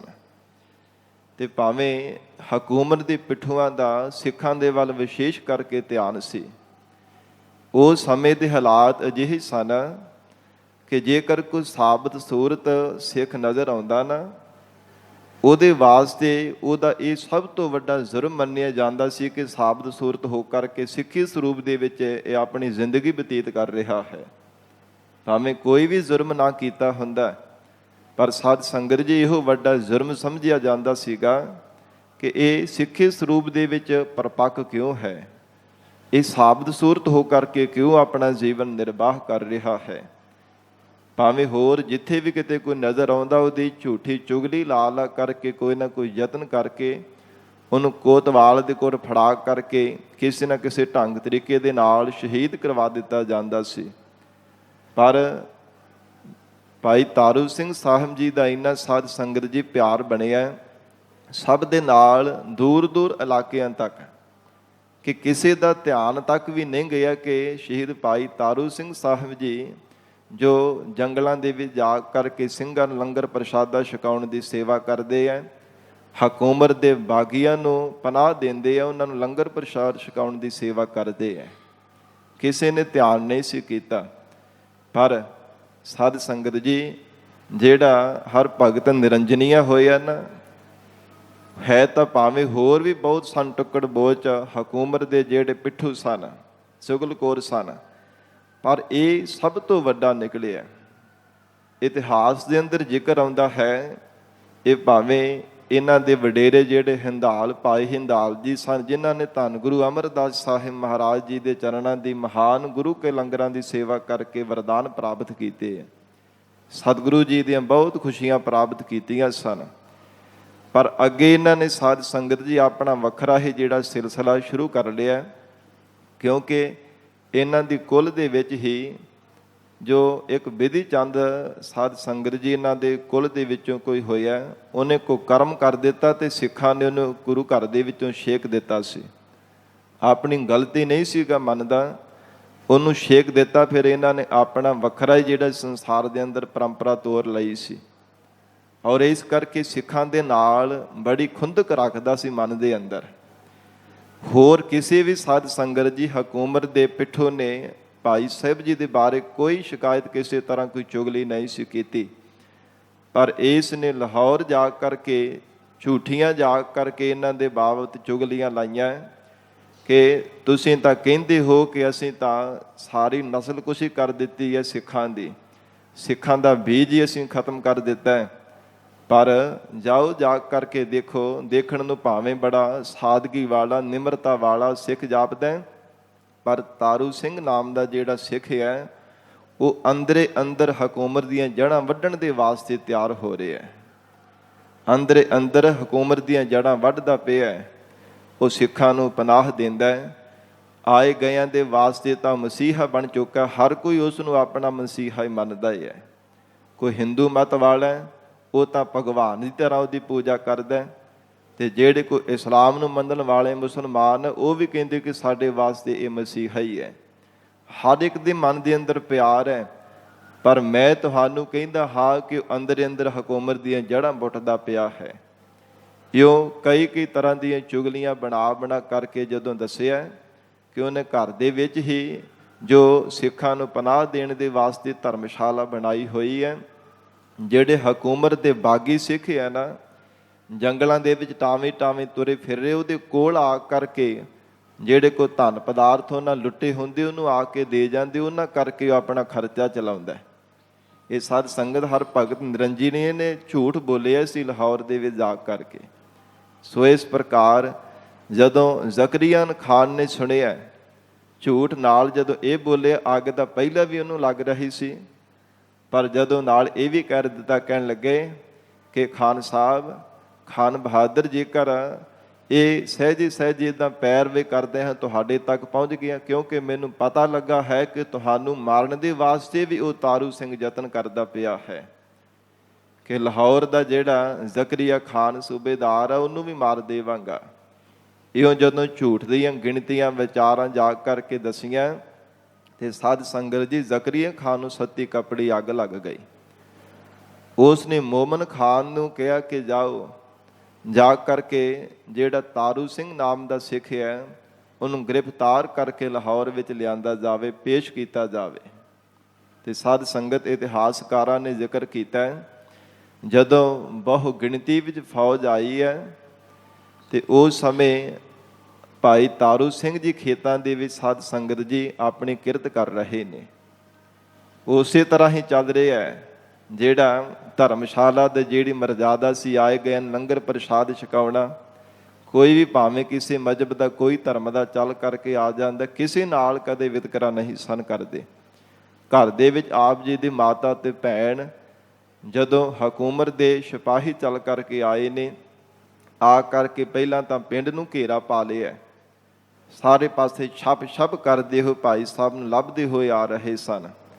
ਤੇ ਨਗਰ ਦੇ ਕਿਸੇ ਮਨੁੱਖ ਨੇ ਜਾ ਕਰਕੇ ਇੱਕ ਨੇ ਦੱਸਿਆ ਖੇਤਾਂ ਵਿੱਚ ਜਾ ਕੇ ਕਿ ਭਾਈ ਸਾਹਿਬ ਜੀ ਤੁਹਾਨੂੰ ਹਕੂਮਤ ਦੇ ਸਿਪਾਹੀ ਲੱਭਣ ਵਾਸਤੇ ਆਏ ਨੇ, ਗ੍ਰਿਫਤਾਰ ਕਰਨ ਵਾਸਤੇ ਆਏ ਹੈ, ਤੇ ਤੁਸੀਂ ਇੱਥੋਂ ਹੋਰ ਪਾਸੇ ਚਲੇ ਜਾਵੋ, ਹੋਰ ਥਾਂ ਜਾ ਕਰਕੇ ਜੰਗਲ ਵੇਲੇ ਵਿੱਚ ਜਾ ਕਰਕੇ ਛੁਪ ਜਾਵੋ, ਨਹੀਂ ਤਾਂ ਤੁਹਾਨੂੰ ਲਾਹੌਰ ਗ੍ਰਿਫਤਾਰ ਕਰਕੇ ਲੈ ਜਾਣਗੇ। ਤੇ ਭਾਈ ਸਾਹਿਬ ਜੀ ਉੱਥੋਂ ਕੋਈ ਅੱਜ ਤੱਕ ਵਾਪਸ ਨਹੀਂ ਮੁੜਿਆ, ਜਿਹੜਾ ਵੀ ਕੋਈ ਸਿੰਘ ਲਾਹੌਰ ਗ੍ਰਿਫਤਾਰ ਕਰਕੇ ਲੈ ਕੇ ਜਾਇਆ ਗਿਆ। ਸਾਧ ਸੰਗਤ ਜੀ ਜਦੋਂ ਇਉਂ ਸੁਣਿਆ ਤੇ ਫਿਰ ਨਿਡਰ, ਹਿਰਦੇ ਅੰਦਰ ਕੋਈ ਵੀ ਡਰ ਪੈ ਕਿਸੇ ਪ੍ਰਕਾਰ ਦੀ ਚਿੰਤਾ ਨਹੀਂ ਸੀ। ਨਿਰਭੈ ਹੋ ਕਰਕੇ ਕਹਿਣ ਲੱਗੇ, ਭਲਿਆ ਕਿ ਪਹਿਲਾਂ ਤੇਰਾ ਧੰਨਵਾਦ, ਤੂੰ ਮੈਨੂੰ ਆ ਕਰਕੇ ਸਾਰੀ ਇਹ ਖਬਰ ਦਿੱਤੀ ਹੈ ਕਿ ਹਕੂਮਤ ਦੇ ਸਿਪਾਹੀ ਚੱਲ ਕਰਕੇ ਆਏ ਨੇ। ਪਰ ਇਹ ਗੱਲ ਵੈ ਕਿ ਡਰਾਂ ਤਾਂ ਮੈਂ ਤਾਂ ਭੱਜਾਂ, ਮੈਂ ਇੱਥੋਂ ਤਾਂ ਜੰਗਲਾਂ ਵਿੱਚ ਜਾ ਕਰਕੇ ਤਾਂ ਛਿਪਾਂ, ਇੱਥੋਂ ਛੱਡ ਕਰਕੇ ਹੋਰ ਥਾਂ ਜਾ ਕਰਕੇ ਲੁਕ ਜਾਵਾਂ। ਜੇ ਮੈਂ ਕੋਈ ਚੋਰ ਹੋਵਾਂ ਜਾਂ ਕੋਈ ਗੁਨਾਹਗਾਰ ਹੋਵਾਂ, ਮੈਂ ਕੋਈ ਚੋਰ ਨਹੀਂ, ਕੋਈ ਗੁਨਾਹ ਨਹੀਂ ਕੀਤਾ, ਗੁਨਾਹਗਾਰ ਨਹੀਂ, ਤੇ ਮੈਂ ਕਿਉਂ ਇੱਥੋਂ ਛੱਡ ਕਰਕੇ ਭੱਜ ਜਾਵਾਂ। ਚੱਲ ਮੈਂ ਆਪ ਉਹਨਾਂ ਦੇ ਕੋਲ ਜਾ ਕਰਕੇ ਚੱਲ ਉਹਨਾਂ ਨੂੰ ਪੁੱਛ ਲੈਣਾ ਕਿ ਮੇਰਾ ਕਸੂਰ ਕੀ ਹੈ। ਜਦੋਂ ਭਾਈ ਤਾਰੂ ਸਿੰਘ ਜੀ ਆਪ ਚੱਲ ਕਰਕੇ ਆਏ ਨੇ, ਖੇਤਾਂ ਦੇ ਵਿੱਚੋਂ ਨਗਰ ਵਿੱਚ ਪਹੁੰਚੇ ਨੇ, ਤੇ ਸਾਧ ਸੰਗਤ ਜੀ ਤਿੰਨਾਂ ਨੂੰ ਕਹਿਣ ਲੱਗੇ ਕਿ ਤੁਹਾਨੂੰ ਗ੍ਰਿਫਤਾਰ ਕਰਨ ਵਾਸਤੇ ਆਏ ਹੋ। ਉਸੇ ਸਮੇਂ ਹੱਥ ਪਿੱਛੇ ਮਸ਼ਕਾਂ ਪਾ ਲਈਆਂ, ਪਿੱਛੇ ਨੂੰ ਕਰਕੇ ਬੰਨ੍ਹ ਦਿੱਤੇ ਗਏ। ਤੇ ਜਦੋਂ ਪੁੱਛਿਆ ਕਿ ਕੀ ਕਾਰਨ, ਕਹਿੰਦੇ ਕਿ ਲਾਹੌਰ ਤੁਹਾਨੂੰ ਪੇਸ਼ ਕੀਤਾ ਜਾਵੇਗਾ, ਉੱਥੇ ਜ਼ਕਰੀਆ ਖਾਨ ਦੇ ਸਾਹਮਣੇ ਜਾ ਕਰਕੇ ਤੁਸੀਂ ਪੁੱਛਣਾ ਕਿ ਤੁਹਾਡਾ ਕਸੂਰ ਕੀ ਹੈ। ਤੇ ਸਾਧ ਸੰਗਤ ਨਗਰ ਦੇ ਲੋਕਾਂ ਦੇ ਨਾਲ ਲਾਗੇ ਇੰਨਾ ਪਿਆਰ ਸੀ ਕਿ ਜਿੰਨੇ ਵੀ ਕੋਈ ਮੋਤਬਰ ਨਗਰ ਦੇ ਲੋਕ ਸਨ, ਭਾਵੇਂ ਕੋਈ ਚੌਧਰੀ ਨੰਬਰਦਾਰ ਸੀ, ਸਭ ਨੇ ਅੱਗੇ ਹੋ ਕਰਕੇ ਹਾਂ ਦਾ ਨਾਅਰਾ ਮਾਰਿਆ। ਕਹਿੰਦੇ ਕਿ ਇਹਨਾਂ ਦਾ ਕੋਈ ਕਸੂਰ ਨਹੀਂ ਹੈ, ਜੇਕਰ ਕੋਈ ਕਸੂਰ ਹੈ ਤਾਂ ਸਾਬਤ ਕਰ ਦੇਵੋ। ਇਹ ਤਾਂ ਬੜੇ ਪਿਆਰ ਵਾਲੇ, ਨਿਮਰਤਾ ਵਾਲੇ ਸਿੱਖ ਹਨ ਤੇ ਧਰਮ ਦੇ ਕਿਰਤ ਕਰਕੇ ਆਪਣਾ ਜੀਵਨ ਨਿਰਵਾਹ ਕਰਨ ਵਾਲਾ ਸਿੰਘ ਹੈ। ਭਾਈ ਤਾਰੂ ਸਿੰਘ ਇਹਦਾ ਕੋਈ ਗੁਨਾਹ ਨਹੀਂ ਜੀ, ਅਜੇ ਤੱਕ ਕੋਈ ਵੀ ਇਹਦੀ ਸ਼ਿਕਾਇਤ ਨਹੀਂ ਹੈ। ਜੇ ਕੋਈ ਸ਼ਿਕਾਇਤ ਆਵੇਗੀ ਤਾਂ ਸਾਨੂੰ ਭਾਵੇਂ ਸਾਰੇ ਨਗਰ ਨੂੰ ਤੁਸੀਂ ਪੀੜ ਕਰਕੇ ਮਾਰ ਦੇਣਾ, ਜੋ ਵੀ ਦੰਡ ਲਾਓਗੇ, ਸਜ਼ਾ ਲਾਓਗੇ, ਸਾਨੂੰ ਮਨਜ਼ੂਰ ਹੈ। ਪਰ ਇਹਨਾਂ ਦੀ ਅੱਜ ਤੱਕ ਨਾ ਕੋਈ ਸ਼ਿਕਾਇਤ ਆਈ ਹੈ ਤੇ ਨਾ ਆਉਣ ਵਾਲੇ ਸਮੇਂ ਵਿੱਚ ਆਵੇਗੀ। ਪਰ ਪਿੰਡ ਵਾਲਿਆਂ ਦੀ ਇੱਕ ਵੀ ਸੁਣੀ ਨਾ ਗਈ। ਸਾਧ ਸੰਗਤ ਜੀ ਜ਼ਬਰਨ ਗ੍ਰਿਫਤਾਰ ਕਰਕੇ ਲਾਹੌਰ ਵੀ ਜਦੋਂ ਲੈ ਕਰਕੇ ਜਾ ਰਹੇ ਨੇ, ਰਸਤੇ ਵਿੱਚ ਸਿੰਘਾਂ ਨੂੰ ਵੀ ਪਤਾ ਲੱਗਾ ਤੇ ਜਦੋਂ ਰਸਤੇ ਵਿੱਚ ਪੜਾਅ ਕੀਤਾ, ਉੱਥੇ ਸਿੰਘ ਵੀ ਚੱਲ ਕਰਕੇ ਆਏ ਨੇ ਰਾਤ ਦੇ ਸਮੇਂ। ਕਹਿੰਦੇ ਹਨ ਕਿ ਭਾਈ ਸਾਹਿਬ ਤੁਹਾਨੂੰ ਛੁਡਾ ਕਰਕੇ ਅਸੀਂ ਲੈ ਕੇ ਜਾ ਸਕਦੇ ਇਹਨਾਂ ਦਾ ਮੁਕਾਬਲਾ ਕਰਕੇ, ਪਰ ਉਦੋਂ ਵੀ ਇਨਕਾਰ ਕਰ ਦਿੱਤਾ। ਸਿੰਘਾਂ ਨੂੰ ਇਨਕਾਰ ਕਰ ਦਿੱਤਾ ਕਿ ਨਹੀਂ ਖਾਲਸਾ ਜੀ, ਹੁਣ ਸਾਡਾ ਸੱਚਖੰਡ ਬਿਆਨਾ ਕਰਨੇ ਦਾ ਸਮਾਂ ਆ ਗਿਆ, ਸ਼ਹਾਦਤ ਦਾ ਜਾਮ ਪੀਣੀ ਦਾ ਹੁਣ ਸਮਾਂ ਆ ਗਿਆ। ਇਹ ਮੇਰੀ ਸੇਵਾ ਨੂੰ ਭਾਗ ਲੱਗੇ ਹੈ, ਜੋ ਆਏ ਗਈ ਸੰਗਤਾਂ ਦੀ, ਤੁਹਾਡੇ ਸਿੰਘਾਂ ਦੀ, ਖਾਲਸੇ ਦੀ ਸੇਵਾ ਕਰਦਾ ਰਿਹਾ। ਉਹ ਮਹਾਰਾਜ ਸੱਚੇ ਪਾਤਸ਼ਾਹ ਜੀ ਨੇ ਹੁਣ ਮੇਰੇ ਜਿਹੜੀ ਝੋਲੀ ਵੀ ਸੇਵਾ ਪਾਈ ਹੈ ਨਾ, ਸ਼ਹਾਦਤ ਪੀਣੀ ਦਾ ਜਾਮ, ਉਹ ਹੁਣ ਸਮਾਂ ਨੇੜੇ ਆ ਚੁੱਕਾ ਹੈ। ਤੇ ਸਾਧ ਸੰਗਤ ਜੀ ਜਦੋਂ ਲਾਹੌਰ ਜ਼ਕਰੀਆ ਖਾਨ ਦੇ ਕੋਲ ਪੇਸ਼ ਕੀਤਾ ਗਿਆ ਤੇ ਕਹਿਣ ਲੱਗੇ ਕਿ ਮੈਨੂੰ ਕਿਸ ਵਾਸਤੇ ਗ੍ਰਿਫਤਾਰ ਕਰਕੇ ਲਿਆਂਦਾ ਗਿਆ, ਤੇ ਜ਼ਕਰੀਆ ਖਾਨ ਕਹਿੰਦਾ ਕਿ ਜਿਹੜੇ ਹਕੂਮਤ ਦੇ ਬਾਗੀ ਹਨ ਉਹਨਾਂ ਨੂੰ ਤੂੰ ਪਨਾਹ ਦਿੰਦਾ ਹੈ। ਹੇ ਤਾਰੂ ਸਿੰਘ, ਤਿੰਨਾਂ ਨੂੰ ਪਨਾਹ ਦਿੰਦਾ, ਲੰਗਰ ਪ੍ਰਸ਼ਾਦ ਛਕਾਉਂਦਾ ਹੈ, ਇਸ ਵਾਸਤੇ ਬਹੁਤ ਭਾਰੀ ਜ਼ੁਰਮ ਹੈ। ਤੇ ਅੱਗੋਂ ਬੇਖੌਫ ਭਾਈ ਤਾਰੂ ਸਿੰਘ ਸਾਹਿਬ ਜੀ ਨੇ ਜਵਾਬ ਦਿੱਤਾ, ਕਹਿਣ ਲੱਗੇ ਐ ਜ਼ਕਰੀਆ ਖਾਨ, ਤੁਹਾਡੇ ਕਹਿਣੇ ਮੁਤਾਬਕ ਜ਼ੁਲਮ ਹੋ ਸਕਦਾ ਹੈ, ਪਰ ਜੋ ਸਾਡੇ ਸਤਿਗੁਰੂ ਜੀ ਦੇ ਗੁਰੂ ਘਰ ਦੀ ਜਿਹੜੀ ਪਰੰਪਰਾ, ਗੁਰੂ ਘਰ ਦੀ ਜਿਹੜੀ ਰਵਾਇਤ ਹੈ, ਉਹਦੇ ਅਨੁਸਾਰ ਇਹ ਸੇਵਾ ਹੈ ਤੇ ਸੇਵਾ ਕਰਨਾ ਮੇਰਾ ਧਰਮ ਹੈ। ਜੇ ਆਏ ਗਏ ਲੰਗਰ ਪ੍ਰਸ਼ਾਦ ਛਕਾਉਂਦਾ, ਕਿਸੇ ਨਾਲ ਕੋਈ ਵਿਤਕਰਾ ਨਹੀਂ ਮੈਂ ਕਰਦਾ, ਤੇ ਇਹ ਕੋਈ ਜ਼ੁਰਮ ਥੋੜ੍ਹਾ ਹੈ। ਮੈਂ ਤਾਂ ਸੇਵਾ ਸਮਝ ਕਰਕੇ ਕਰ ਰਿਹਾ, ਜੋ ਸਾਡੇ ਪੁਰਖਿਆਂ ਨੇ ਪੂਰਨੇ ਪਾਏ, ਮੈਂ ਤਾਂ ਉਹਨਾਂ ਪੂਰਨਿਆਂ ਦੇ ਉੱਪਰ ਚੱਲਦਾ ਪਿਆ ਹਾਂ। ਤੇ ਫਿਰ ਸਾਧ ਸੰਗਤ ਗੱਜ ਕਰਕੇ ਜਦੋਂ ਜਾ ਕੇ ਕਚਹਿਰੀ ਵਿੱਚ ਫਤਿਹ ਬੁਲਾਈ ਹੈ, ਤੇ ਮੋਮਨ ਖਾਨ ਕਹਿਣ ਲੱਗਾ, ਕਹਿੰਦਾ ਕਿ ਇਹ ਗੁਰੂ ਗੋਬਿੰਦ ਸਿੰਘ ਸਾਹਿਬ ਦਾ ਦਰਬਾਰ ਨਹੀਂ ਹੈ, ਇਹ ਹਕੂਮਤ ਦੀ ਕਚਹਿਰੀ ਹੈ, ਇੱਥੇ ਝੁਕ ਕਰਕੇ ਸਲਾਮ ਕਰ, ਨਹੀਂ ਤਾਂ ਤੈਨੂੰ ਸਖਤ ਸਜ਼ਾ ਮਿਲੇਗੀ। ਤੇ ਕਹਿਣ ਲੱਗੇ ਜੋ ਸਾਡੇ ਸਤਿਗੁਰੂ ਜੀ ਨੇ ਸਾਨੂੰ ਇਹ ਦਾਤ ਬਖਸ਼ੀ ਹੈ, ਅਸੀਂ ਤਾਂ ਉਹ ਹੀ ਵਾਹਿਗੁਰੂ ਜੀ ਕਾ ਖਾਲਸਾ ਵਾਹਿਗੁਰੂ ਜੀ ਕੀ ਫਤਿਹ ਗੱਜ ਕਰਕੇ ਫਤਿਹ ਬੁਲਾਵਾਂਗੇ। ਇਉਂ ਸਾਧ ਸੰਗਤ ਜੀ ਨਿਰਭੈਤਾ ਸਹਿਤ ਹੋ ਕਰਕੇ ਹਰ ਪੱਖ ਤੋਂ ਉਹਨਾਂ ਨੇ ਜਵਾਬ ਦਿੱਤਾ। ਤੇ ਫਿਰ ਕਹਿਣ ਲੱਗੇ ਕਿ ਜੇਕਰ ਤੂੰ ਇਸਲਾਮ ਕਬੂਲ ਕਰ ਲਵੇ ਤੇ ਅਜੇ ਵੀ ਇੱਧਰ ਇਸਲਾਮ ਦੇ ਵੱਲ ਤੇਰੇ ਵਾਸਤੇ ਦਰਵਾਜ਼ੇ ਖੁੱਲ੍ਹੇ ਹੈ, ਤੈਨੂੰ ਰਹਿਮ ਦੇ ਦਰਵਾਜ਼ਿਆਂ ਦੇ ਤਾਹੇ ਲੰਘਾ ਦਿੱਤਾ ਜਾਵੇਗਾ, ਤੇਰੇ ਤੇ ਰਹਿਮ ਕੀਤਾ ਜਾਵੇਗਾ, ਜ਼ਿੰਦਗੀ ਬਖਸ਼ ਦਿੱਤੀ ਜਾਵੇਗੀ। ਅਜੇ ਜਵਾਨੀ ਦੀ ਤੇਰੀ ਉਮਰ ਹੈ, ਅਜੇ ਕਿਹੜੀ ਕੋਈ ਜ਼ਿਆਦਾ ਉਮਰ ਹੋ ਗਈ, ਤੂੰ ਜਵਾਨੀ ਮਾਣ ਲਵੇਂਗਾ, ਪਰ ਇਸਲਾਮ ਕਬੂਲ ਕਰ ਲੈ। ਪਰ ਸਾਧ ਸੰਗਤ ਜੀ ਸ਼ਹੀਦ ਭਾਈ ਤਾਰੂ ਸਿੰਘ ਸਾਹਿਬ ਜੀ ਦਾ ਜਵਾਬ ਇਹ ਸੀਗਾ, ਕਹਿਣ ਲੱਗੇ ਜ਼ਕਰੀਆ ਖਾਨ, ਇਸਲਾਮ ਤਾਂ ਮੈਂ ਤਾਂ ਕਬੂਲ ਕਰਾਂ, ਆਪਣੇ ਧਰਮ ਨੂੰ ਛੱਡ ਕਰਕੇ ਹੋਰ ਧਰਮ ਨੂੰ ਤਾਂ ਮੈਂ ਜੀਵਨ ਦੇ ਵਿੱਚ ਅਪਣਾ ਲਵਾਂ, ਜੇਕਰ ਤੁਹਾਡੇ ਇਸਲਾਮ ਨੂੰ ਧਾਰਨ ਕਰਕੇ ਮੌਤ ਨਾ ਆਉਣੀ ਹੋਵੇ।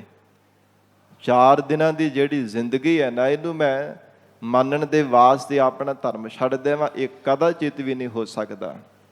ਫਿਰ ਕਹਿਣ ਲੱਗੇ ਤੈਨੂੰ ਤਸੀਹੇ ਦਿੱਤੇ ਜਾਣਗੇ, ਕੋਹ ਕੋਹ ਕਰਕੇ ਤੈਨੂੰ ਮਾਰ ਦਿੱਤਾ ਜਾਵੇਗਾ। ਤੇ ਭਾਈ ਸਾਹਿਬ ਜੀ ਦਾ ਜਵਾਬ ਸੀ, ਕਹਿੰਦੇ ਉਹ ਮੈਨੂੰ ਪ੍ਰਵਾਨ ਹੈ, ਪਰ ਜੇ ਕਹੋ ਕਿ ਮੈਂ ਧਰਮ ਛੱਡ ਕਰਕੇ ਤੁਹਾਡੇ ਧਰਮ ਧਾਰਨ ਕਰ ਲਵਾਂ, ਇਹ ਕਦਾਚਿਤ ਵੀ ਨਹੀਂ ਹੋ ਸਕਦਾ। ਸਾਧ ਸੰਗਤ ਜੀ ਫਿਰ ਗੁੱਸੇ ਵਿੱਚ ਆ ਕਰਕੇ ਜਦੋਂ ਬਾਰ-ਬਾਰ ਭਾਈ ਤਾਰੂ ਸਿੰਘ ਸਾਹਿਬ ਜੀ ਨੇ ਬਚਨ ਕੀਤਾ ਨਾ, ਕਹਿੰਦੇ ਕਿ ਮੇਰੇ ਸਤਿਗੁਰੂ ਜੀ ਦੀ ਬਖਸ਼ੀ ਹੋਈ ਜਿਹੜੀ ਸਿੱਖੀ ਹੈ ਨਾ, ਸਿੱਖੀ ਕੇਸਾਂ ਸਵਾਸਾਂ ਦੇ ਨਾਲ ਨਿਭੇਗੀ, ਇਹ ਮੈਨੂੰ ਸਿਦਕ ਹੈ, ਮੈਨੂੰ ਭਰੋਸਾ ਹੈ। ਮੇਰੇ ਸਤਿਗੁਰੂ ਜੀ ਤੇ ਮੈਨੂੰ ਪੂਰਾ ਵਿਸ਼ਵਾਸ ਹੈ ਕਿ ਜੇ ਪਹਿਲਾਂ ਵੀ ਸਿੱਖੀ ਸਿਦਕ ਦੇ ਵਿੱਚ ਪ੍ਰਪੱਕ ਰਿਹਾ, ਆਉਣ ਵਾਲੇ ਸਮੇਂ ਵੀ ਸਤਿਗੁਰੂ ਜੀ ਕਿਰਪਾ ਕਰਕੇ ਮੇਰੇ ਸਿਦਕ ਨੂੰ ਪੂਰਾ ਨਿਭਾਉਣਗੇ। ਤੇ ਜ਼ਕਰੀਆ ਖਾਨ ਕਹਿਣ ਲੱਗਾ, ਕਹਿੰਦਾ ਤੇਰੇ ਸਿਰ ਦੇ ਵਿੱਚ ਜੁੱਤੀਆਂ ਮਾਰ ਮਾਰ ਕਰਕੇ ਦੇਖਣਾ, ਫਿਰ ਮੈਂ ਕਿਵੇਂ ਤੇਰੇ ਸਿਰ ਦੇ ਜਿਹੜੇ ਕੇਸ ਉਹ ਝਾੜਦਾ। ਇਹ ਕੇਸਾਂ ਦੀ ਬੇਅਦਬੀ ਦੇ ਲਫ਼ਜ਼ ਸੁਣ ਕਰਕੇ ਸ਼ਹੀਦ ਭਾਈ ਤਾਰੂ ਸਿੰਘ ਸਾਹਿਬ ਜੀ ਕਹਿਣ ਲੱਗੇ, ਐ ਜ਼ਕਰੀਆ ਖਾਨ, ਤੇਰੀ ਕੀ ਜ਼ਰੂਰਤ ਹੈ ਕਿ ਮੇਰੇ ਕੇਸਾਂ ਦੀ ਤੂੰ ਬੇਅਦਬੀ ਕਰ ਸਕੇ। ਇਹ ਯਾਦ ਰੱਖੀ, ਜੁੱਤੀ ਦੇ ਨੋਕ ਨਾਲ, ਛਿੱਤਰ ਦੇ ਜ਼ੋਰ ਨਾਲ ਛਿੱਤਰ ਮਾਰ ਮਾਰ ਕਰਕੇ, ਜੁੱਤੀਆਂ ਮਾਰ ਕਰਕੇ ਤੈਨੂੰ ਇੱਥੋਂ ਨਰਕਾਂ ਵਿੱਚ ਭੇਜ ਕਰਕੇ ਫੇਰ ਹੀ ਮੈਂ ਸੱਚਖੰਡ ਨੂੰ ਪਿਆਨਾ ਕਰਾਂਗਾ, ਫਿਰ ਹੀ ਆਪਣਾ ਸਰੀਰ ਸ਼ਾਂਤ ਕਰਾਂਗਾ। ਇਹ ਬਚਨ ਸਾਡਾ ਯਾਦ ਰੱਖ ਲਈ। ਤੇ ਜਦੋਂ ਇਹ ਬਚਨ ਕੀਤਾ, ਬੜਾ ਸਾਧ ਸੰਗਤ ਜੀ ਸੱਤੀ ਕੱਪੜੀ ਅੱਗ ਲੱਗੀ। ਫਿਰ ਫਤਵਾ ਇਹ ਲਗਵਾਇਆ ਗਿਆ ਕਿ ਪਹਿਲਾਂ ਇਹਦੇ ਕੇਸ ਕਤਲ ਕੀਤੇ ਜਾਣ। ਤੇ ਸਾਧ ਸੰਗਤ ਜੀ, ਇਤਿਹਾਸਕਾਰ ਇਉਂ ਜ਼ਿਕਰ ਕਰਦੇ, ਕੁਝ ਇਤਿਹਾਸਕਾਰ ਜਿਹੜੇ ਹਨ ਉਹ ਤਾਂ ਇਸ ਗੱਲ ਦਾ ਜ਼ਿਕਰ ਕਰਦੇ ਹੀ ਨਹੀਂ ਹੈ ਕਿ ਕੇਸ ਕੱਟਣ ਦੇ ਵਾਸਤੇ ਵੀ ਕਿਹਾ ਗਿਆ। ਕੇਸ ਕੱਟਣ ਲੱਗੇ ਤੇ ਉਹ ਤਾਰਾਂ ਦੀ ਤਰ੍ਹਾਂ ਬਣ ਗਏ, ਉਹ ਕੱਟੇ ਨਹੀਂ ਸਨ ਗਏ। ਪਰ ਗੁਰੂ ਘਰ ਦੇ ਵਿੱਚ ਸਾਧ ਸੰਗਤ ਜੀ, ਜਦੋਂ ਪੂਰਨ ਸਿੱਖ ਕੋਈ ਬਚਨ ਕਰਦੇ ਨਾ, ਬੰਦਗੀ ਕਰਨ ਵਾਲਾ ਬ੍ਰਹਮ ਬੇਤਾ, ਉਹ ਮਹਾਰਾਜ ਸੱਚੇ ਪਾਤਸ਼ਾਹ ਜੀ ਆਪ ਉਹ ਬਚਨ ਨੂੰ ਪੂਰੀਆਂ ਕਰਦੇ ਹੈ। ਤੇ ਸ਼ਹੀਦ ਭਾਈ ਤਾਰੂ ਸਿੰਘ ਸਾਹਿਬ ਜੀ ਦਾ ਕਹਿਆ ਹੋਇਆ ਜਿਹੜਾ ਬਚਨ ਸੀ ਨਾ, ਕਿ ਤੂੰ ਕਦਾਚਿਤ ਵੀ ਮੇਰੇ ਕੇਸਾਂ ਦੀ ਬੇਅਦਬੀ ਨਹੀਂ ਕਰ ਸਕਦਾ। ਤੇ ਸਾਧ ਸੰਗਤ ਅਜਿਹਾ ਹੀ ਹੋਇਆ, ਜਦੋਂ ਕੇਸ ਕੱਟਣ ਲੱਗੇ ਸਨ, ਤਿੱਖੀਆਂ ਕੈਂਚੀਆਂ ਹੱਥਾਂ ਵਿੱਚ ਲਈਆਂ ਗਈਆਂ, ਪਰ ਕੇਸ ਕੱਟੇ ਨਹੀਂ ਸਨ ਜਾਂਦੇ, ਜਿਵੇਂ ਲੋਹੇ ਦੀਆਂ ਤਾਰਾਂ ਬਣ ਜਾਂਦੀਆਂ ਨੇ, ਇਉਂ ਪਰਪੱਕ ਹੋ ਗਈ ਸਨ। ਐਸੀ ਕਲਾ ਵਰਤੀ। ਤੇ ਫਿਰ ਜਦੋਂ ਐਸੀ ਸਾਧ ਸੰਗਤ ਜੀ ਸ਼ਕਤੀ ਦੇਖ ਲਈ ਨਾ, ਫਿਰ ਕਹਿਣ ਲੱਗੀ ਕਿ ਇਹਦਾ ਖੋਪਰ ਉਤਾਰ ਦਿੱਤਾ ਜਾਵੇ। ਤੇ ਸਾਧ ਸੰਗਤ ਜੀ, ਐਸੇ ਨਿਮਰਤਾ ਕੇ ਸਿੱਖੀ ਸਿਦਕ ਦੇ ਵਿੱਚ ਪਰਪੱਕ ਰਹਿਣ ਵਾਲੇ ਭਾਈ ਤਾਰੂ ਸਿੰਘ ਸਾਹਿਬ ਜੀ ਉਡੋਲ ਚੌਂਕੜਾ ਲਗਾ ਕਰਕੇ ਬੈਠੇ ਰਹੇ। ਜਪਜੀ ਸਾਹਿਬ ਗੁਰਬਾਣੀ ਦਾ ਪਾਠ ਆਪਣੀ ਰਸਨਾ ਤੋਂ ਉਚਾਰਨ ਕਰਕੇ ਬੜੇ ਪਿਆਰ ਇੱਕ ਚਿੱਤ ਹੋ ਕਰਕੇ ਭਾਵਨਾ ਦੇ ਨਾਲ ਜਪਜੀ ਸਾਹਿਬ ਗੁਰਬਾਣੀ ਦਾ ਪਾਠ ਕਰੀ ਜਾ ਰਹੇ। ਤੇ ਉਧਰ ਜ਼ਲਾਦ ਨੇ ਸਾਧ ਸੰਗਤ ਜੀ ਜਿਹੜਾ ਸੀਸ ਦੇ ਉੱਪਰ ਖੋਪਰ ਸੀ ਲਾਹ ਦਿੱਤਾ, ਸਾਰਾ ਸਰੀਰ ਲਹੂ ਦੇ ਨਾਲ ਲੱਥ-ਪੱਥ ਹੋ ਗਿਆ। ਔਰ ਇਸ ਪ੍ਰਕਾਰ ਜਦੋਂ ਖੋਪਰ ਵੀ ਲਾਹ ਦਿੱਤਾ ਤੇ ਫੇਰ ਵੀ ਸਾਧ ਸੰਗਤ ਜੀ ਸ਼ਹੀਦ ਨਹੀਂ ਸਨ ਹੋਏ, ਆਪਣਾ ਸਰੀਰ ਸ਼ਾਂਤ ਨਹੀਂ ਸੀ ਕੀਤਾ, ਕਿਉਂਕਿ ਜਿਹੜਾ ਬਚਨ ਕੀਤਾ ਸੀ ਨਾ ਮਹਾਰਾਜ ਸੱਚੇ ਪਾਤਸ਼ਾਹੀ ਦੇ ਚਰਨਾਂ ਦਾ ਆਸਰਾ ਲੈ ਕਰਕੇ, ਕਿ ਤੈਨੂੰ ਜਿਹੜਾ ਜੁੱਤੀ ਦੇ ਅੱਗੇ ਮਾਰ ਮਾਰ ਕਰਕੇ, ਜੁੱਤੀ ਦੇ ਅੱਗੇ ਤੈਨੂੰ ਲੈ ਕਰਕੇ ਨਰਕਾਂ ਦੇ ਵਿੱਚ ਪਾ ਕੇ ਫੇਰ ਹੀ ਮੈਂ ਸੱਚਖੰਡ ਪਿਆਨਾ ਕਰਾਂਗਾ, ਉਹ ਬਚਨ ਪੂਰਾ ਕਰਨਾ ਸੀ।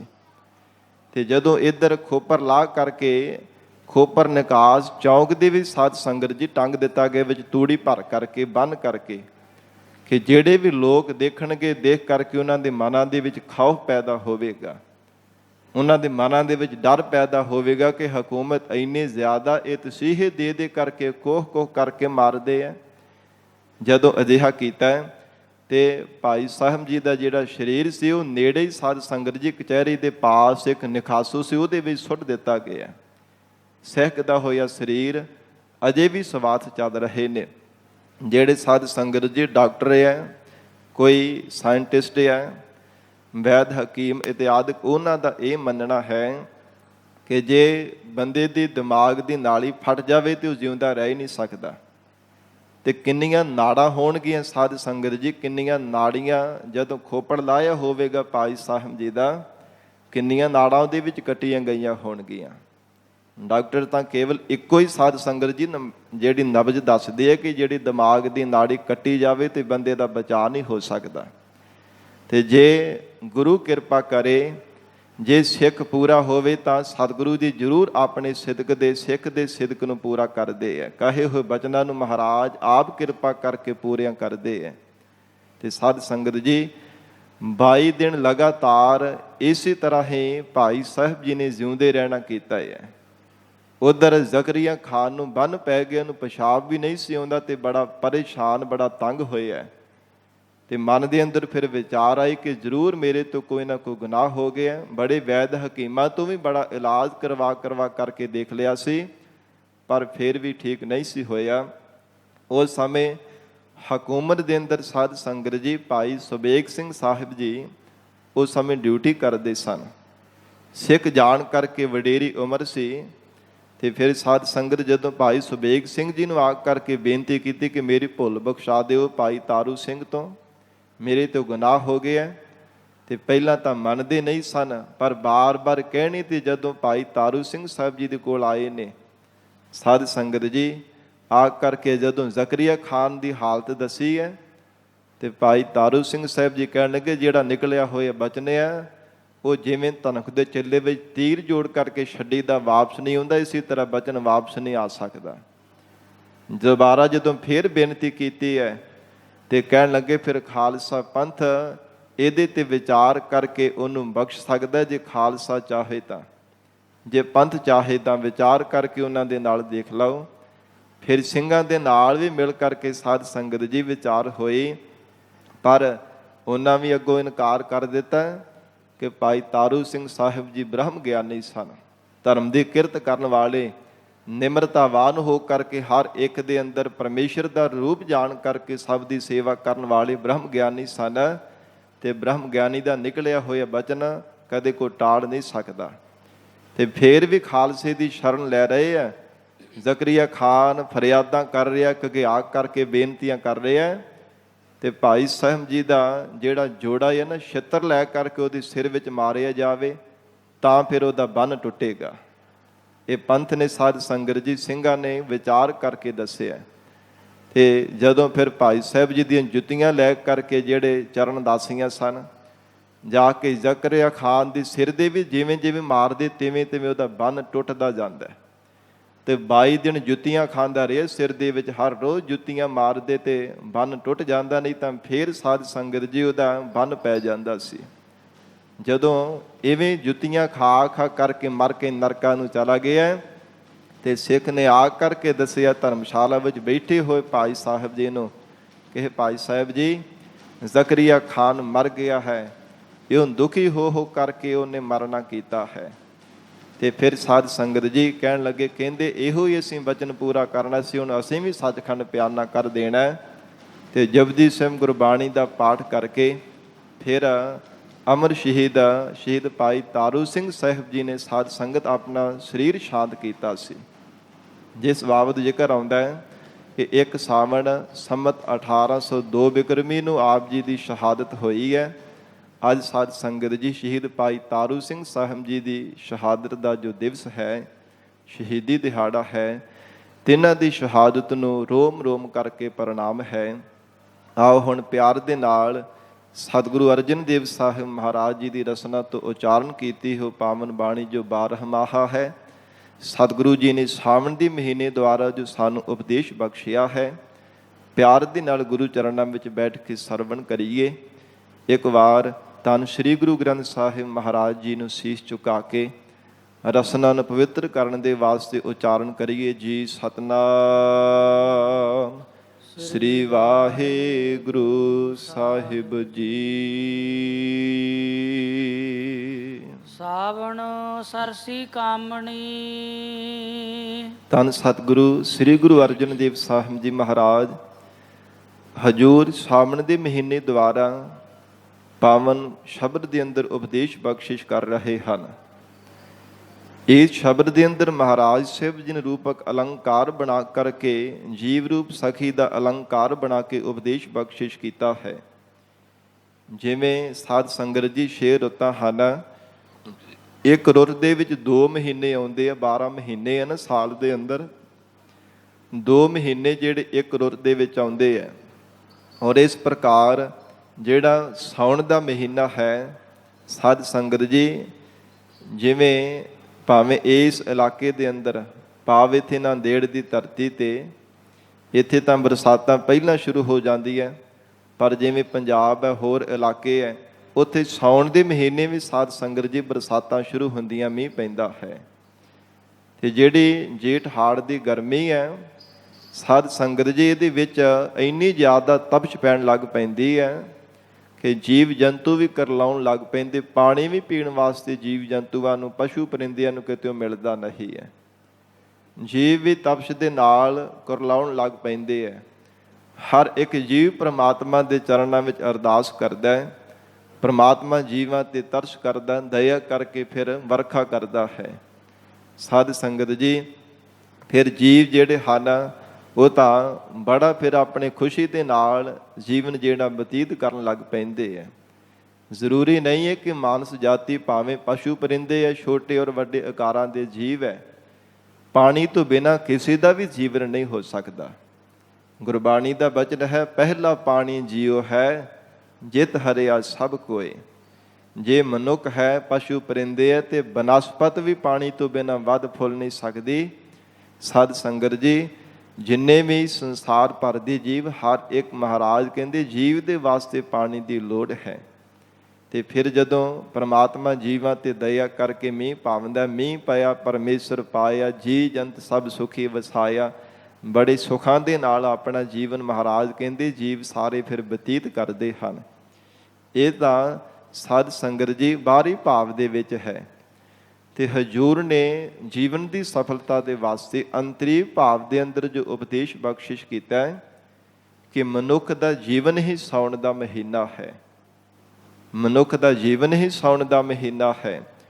ਜਿਵੇਂ ਸਾਵਣ ਦੇ ਮਹੀਨੇ ਵਿੱਚ ਬੱਦਲ ਨੇੜੇ ਟੁਕ ਟੁਕ ਕਰਕੇ ਵਰਸ਼ਾ ਕਰਦੇ ਆ ਨਾ, ਝਿਮ ਝਿਮ ਜਿਹੜਾ ਮੀਂਹ ਪੈਣਾ ਕਰਦਾ, ਇਸੇ ਪ੍ਰਕਾਰ ਹਜ਼ੂਰ ਕਹਿੰਦੇ ਹਨ ਪੂਰੇ ਸਤਿਗੁਰੂ ਜੀ ਕਲਨ ਗਰਜਤ ਗੋਬਿੰਦ ਰੂਪ, ਮਹਾਰਾਜ ਸੱਚੇ ਪਾਤਸ਼ਾਹ ਜੀ ਬਦਦ ਰੂਪ ਹੋ ਕਰਕੇ ਉਪਦੇਸ਼ ਦੀ ਵਰਖਾ ਕਰਦੇ ਹੈ।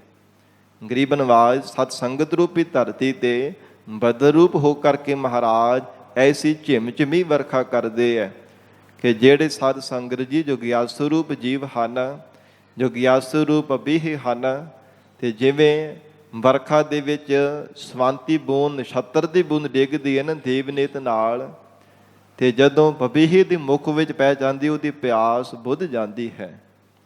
ਤੇ ਜਿਹੜੇ ਕੋ ਭਾਵਨਾ ਵਾਲੇ ਜਗਿਆਸੂ ਮਹਾਰਾਜ ਦੀ ਪਿਆਰੀ ਸਤ ਸੰਗਤ ਵਿੱਚ ਆ ਕਰਕੇ ਜੁੜਦੇ ਹੈ, ਮਹਾਰਾਜ ਸੱਚੇ ਪਾਤਸ਼ਾਹ ਜੀ ਉਪਦੇਸ਼ ਦੀ ਵਰਖਾ ਕਰ ਰਹੇ ਹੈ। ਤੇ ਸਾਧ ਸੰਗਤ ਤਿੰਨਾਂ ਦੇ ਮੁਖ ਦੇ ਵਿੱਚ ਬਬੀਹੀ ਦੀ ਤਰ੍ਹਾਂ ਸਵੰਤੀ ਬੂੰਦ, ਨਾਮ ਦੀ ਬੂੰਦ ਆ ਕੇ ਪੈ ਜਾਂਦੀ ਹੈ। ਉਹਨਾਂ ਦੇ ਹਿਰਦੇ ਅੰਦਰ ਪਰਮੇਸ਼ਰ ਦਾ ਨਾਮ ਨਿਵਾਸ ਕਰ ਜਾਂਦਾ। ਫਿਰ ਉਹਨਾਂ ਦੇ ਸੰਸਾਰ ਦੀਆਂ ਸਭ ਤ੍ਰਿਸ਼ਨਾਵਾਂ, ਸਭ ਭੁੱਖਾਂ ਮਿਟ ਜਾਂਦੀਆਂ ਨੇ। ਉਹ ਮਹਾਰਾਜ ਸੱਚੇ ਪਾਤਸ਼ਾਹ ਜੀ ਦੇ ਉਪਦੇਸ਼ ਦੁਆਰਾ ਬੜੇ ਸੋਹਣੇ ਢੰਗ ਦੇ ਨਾਲ ਜੀਵਨ ਨਿਰਵਾਹ ਕਰਦੇ ਹੈ। ਲੋਕ ਪਰਲੋਕ ਆਪਣਾ ਸਵਾਰ ਲੈਂਦੇ ਹਨ। ਕਿਸੇ ਪ੍ਰਕਾਰ ਦੀ ਉਹਨਾਂ ਦੇ ਭੁੱਖ ਨਹੀਂ ਅੰਦਰ ਰਹਿਣਾ ਕਰਦੀ, ਵਿਸ਼ੇ ਸੁੱਖਾਂ ਦੀ, ਸੰਸਾਰ ਦੀ ਕੋਈ ਪਿਆਸ ਨਹੀਂ ਰਹਿਣਾ ਕਰਦੀ। ਮਹਾਰਾਜ ਸਭ ਪੱਖੋਂ ਤ੍ਰਿਪਤ ਕਰ ਦਿੰਦੇ ਹੈ।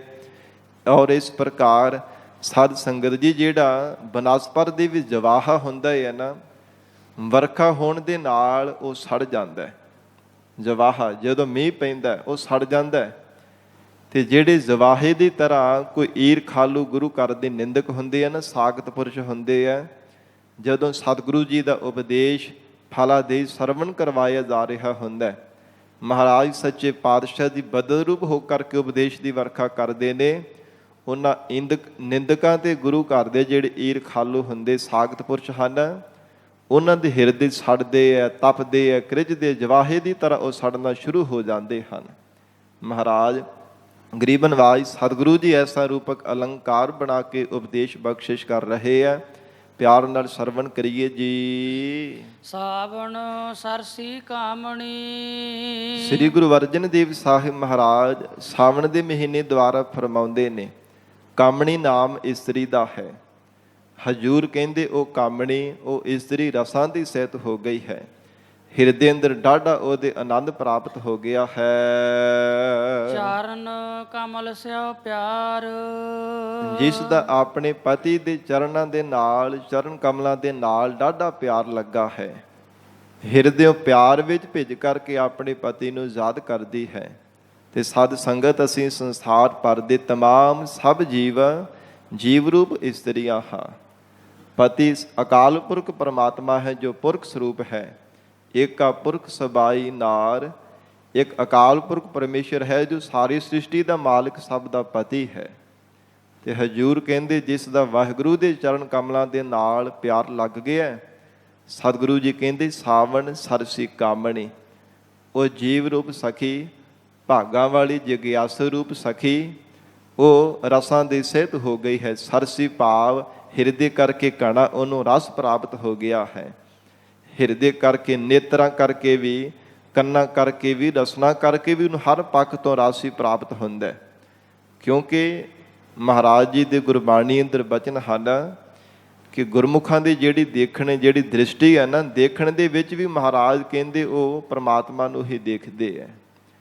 ਤੇ ਜੋ ਕੁਝ ਸੁਣਦੇ ਹੈ ਉਹ ਸੁਣਦੇ ਵੀ ਪਰਮੇਸ਼ਰ ਦੇ ਨਾਮ ਨੂੰ ਹੀ ਹਨ। ਤੇ ਜੇ ਬੋਲਦੇ ਹੈ, ਉਚਾਰਨ ਕਰਦੇ ਹੋ ਵੀ ਪਰਮਾਤਮਾ ਦਾ ਨਾਮ ਹੀ ਉਚਾਰਨ ਕਰ ਰਹੇ ਹੁੰਦੇ ਹੈ। ਜੇਤਾ ਪੇਖਣ ਤੇਤਾ ਧਿਆਨ, ਜੇਤਾ ਸੁਣਨਾ ਤੇਤਾ ਨਾਮ। ਜੋ ਕੁਝ ਸੁਣਦੇ ਪਰਮੇਸ਼ਰ ਦਾ ਨਾਮ ਹੀ ਸੁਣਦੇ ਹਨ। ਇਸ ਕਰਕੇ ਮਹਾਰਾਜ ਕਹਿੰਦੇ ਕੰਨਾਂ ਕਰਕੇ ਵੀ ਉਹਨਾਂ ਨੂੰ ਰਸ ਪ੍ਰਾਪਤ ਹੋ ਰਿਹਾ ਹੁੰਦਾ ਹੈ, ਪਰਮਾਤਮਾ ਜੀ ਦਾ ਜਸ ਸਰਵਣ ਕਰਨੇ ਕਰਕੇ। ਫਿਰ ਨੇਤਰਾਂ ਵਿੱਚ ਬ੍ਰਹਮ ਦ੍ਰਿਸ਼ਟੀ ਹੋਣੇ ਕਰਕੇ, ਸਭ ਜੀਵਾਂ ਵਿੱਚ ਵਾਹਿਗੁਰੂ ਦੀ ਜੋਤ ਦੇਖਣੇ ਕਰਕੇ, ਨੇਤਰਾਂ ਕਰਕੇ ਵੀ ਉਹਨਾਂ ਨੂੰ ਆਨੰਦ ਪ੍ਰਾਪਤ ਹੁੰਦਾ ਰਹਿੰਦਾ ਹੈ। ਰਸਨਾ ਤੋਂ ਜੋ ਵੀ ਉਚਾਰਨ ਕਰਦੇ ਪਰਮਾਤਮਾ ਦਾ ਜਸ ਉਚਾਰਨ ਕਰਦੇ ਹੈ। ਰਸਨਾ ਕਰਕੇ ਵੀ ਮਹਾਰਾਜ ਕਹਿੰਦੇ ਵਾਹਿਗੁਰੂ ਦਾ ਰਸ ਹੀ ਪ੍ਰਾਪਤ ਕਰਦੇ ਹੈ।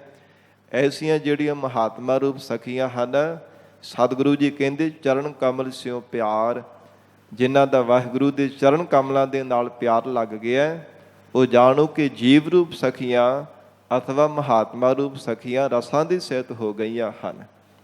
ਤਿੰਨਾਂ ਨੇ ਅਕਾਲ ਪੁਰਖ ਵਾਹਿਗੁਰੂ ਜੀ ਦੇ ਚਰਨਾਂ ਦਾ ਪਿਆਰ ਪ੍ਰਾਪਤ ਕਰ ਲਿਆ ਹੈ। ਜਿਨ੍ਹਾਂ ਨੂੰ ਵਾਹਿਗੁਰੂ ਦੇ ਚਰਨਾਂ ਦਾ ਪਿਆਰ ਮਿਲ ਜਾਵੇ, ਜਿਨ੍ਹਾਂ ਦੇ ਹਿਰਦੇ ਅੰਦਰ ਪਰਮਾਤਮਾ ਦਾ ਪ੍ਰੇਮ ਲੱਗ ਜਾਵੇ, ਸਤਿਗੁਰੂ ਜੀ ਕਹਿੰਦੇ ਉਹਨਾਂ ਦੇ ਅੰਦਰ ਦੇ ਆਨੰਦ ਨੂੰ ਕਥਨ ਨਹੀਂ ਕੀਤਾ ਜਾ ਸਕਦਾ।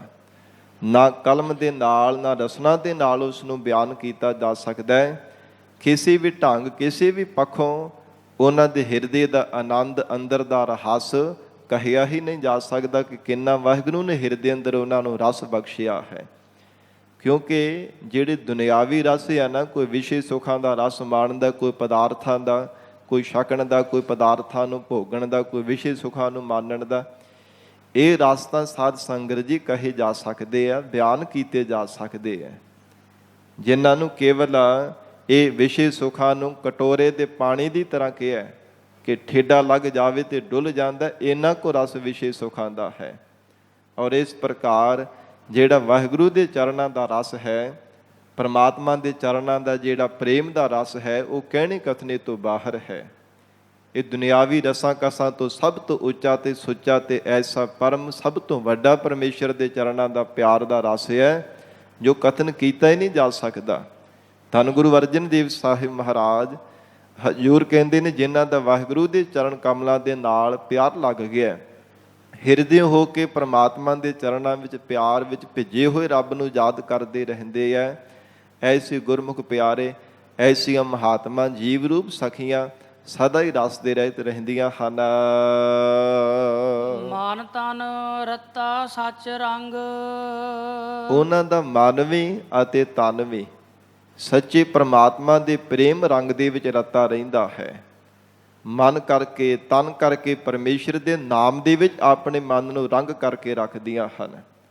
ਤਨ ਕਰਕੇ ਵੀ ਕਦੀ ਪਰਮਾਤਮਾ ਨੂੰ ਭੁਲਾਉਂਦੇ ਨਹੀਂ, ਮਨ ਕਰਕੇ ਵੀ ਵਾਹਿਗੁਰੂ ਦੀ ਯਾਦ ਨੂੰ ਕਦੇ ਵਿਸਾਰਦੇ ਨਹੀਂ ਹੈ। ਐਸਾ ਉਹਨਾਂ ਵਡਭਾਗੇ ਗੁਰਮੁਖ ਪਿਆਰਿਆਂ ਦੇ ਉੱਚੇ ਸੁੱਚੇ ਜੀਵਨ ਹਨ।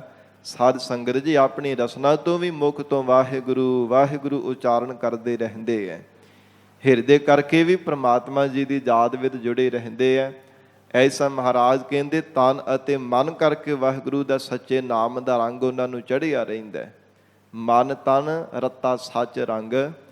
ਦੁਨੀਆ ਦੇ ਜਿੰਨੇ ਵੀ ਸੰਸਾਰ ਦੇ ਰੰਗ ਹੈ ਉਹ ਸਦਾ ਰਹਿਣ ਵਾਲੇ ਨਹੀਂ ਹਨ। ਫਿਰ ਫਿੱਕੇ ਪੈ ਜਾਣ ਵਾਲੇ ਕਸੁੰਭੇ ਦੇ ਰੰਗ ਦੀ ਤਰ੍ਹਾਂ ਦੁਨਿਆਵੀ ਮਾਇਕੀ ਰੰਗ ਹਨ। ਭਾਵੇਂ ਧਨ ਦਾ ਰੰਗ ਹੈ, ਪਦਾਰਥਾਂ ਦਾ ਰੰਗ ਹੈ, ਵਿਸ਼ੇ ਸੁੱਖਾਂ ਦਾ ਰੰਗ ਹੈ, ਹੋਰ ਕੋਈ ਵੀ ਦੁਨਿਆਵੀ ਰੰਗ ਲੈ ਲਓ, ਉਹ ਸਦਾ ਸਥਿਰ ਰਹਿਣ ਵਾਲਾ ਨਹੀਂ ਹੈ। ਇੱਕ ਪਰਮੇਸ਼ਰ ਦੇ ਨਾਮ ਦਾ ਰੰਗ ਹੈ ਜੋ ਸਦਾ ਰਹਿਣ ਵਾਲਾ ਹੈ, ਜਿਸ ਨੂੰ ਸਾਧ ਸੰਗਤ ਜੀ ਮਨਜੀਠ ਦਾ ਰੰਗ ਗੁਰਬਾਣੀ ਵੀ ਸਤਿਗੁਰਾਂ ਨੇ ਕਥਨ ਕੀਤਾ ਹੈ। ਸੋ ਹਜੂਰ ਬਖਸ਼ਿਸ਼ ਕਰ ਰਹੇ ਹੈ, ਮਨ ਤਨ ਰਤਾ ਸੱਚ ਰੰਗ। ਐ ਗੁਰਸਿੱਖੋ, ਉਹਨਾਂ ਜਗਿਆਸੂ ਰੂਪ ਸਖੀਆਂ ਦਾ ਮਨ ਅਤੇ ਤਨ ਪਰਮੇਸ਼ਰ ਦੇ ਉਹ ਸੱਚੇ ਨਾਮ ਰੰਗ ਦੇ ਵਿੱਚ ਰੰਗਿਆ ਗਿਆ ਹੈ।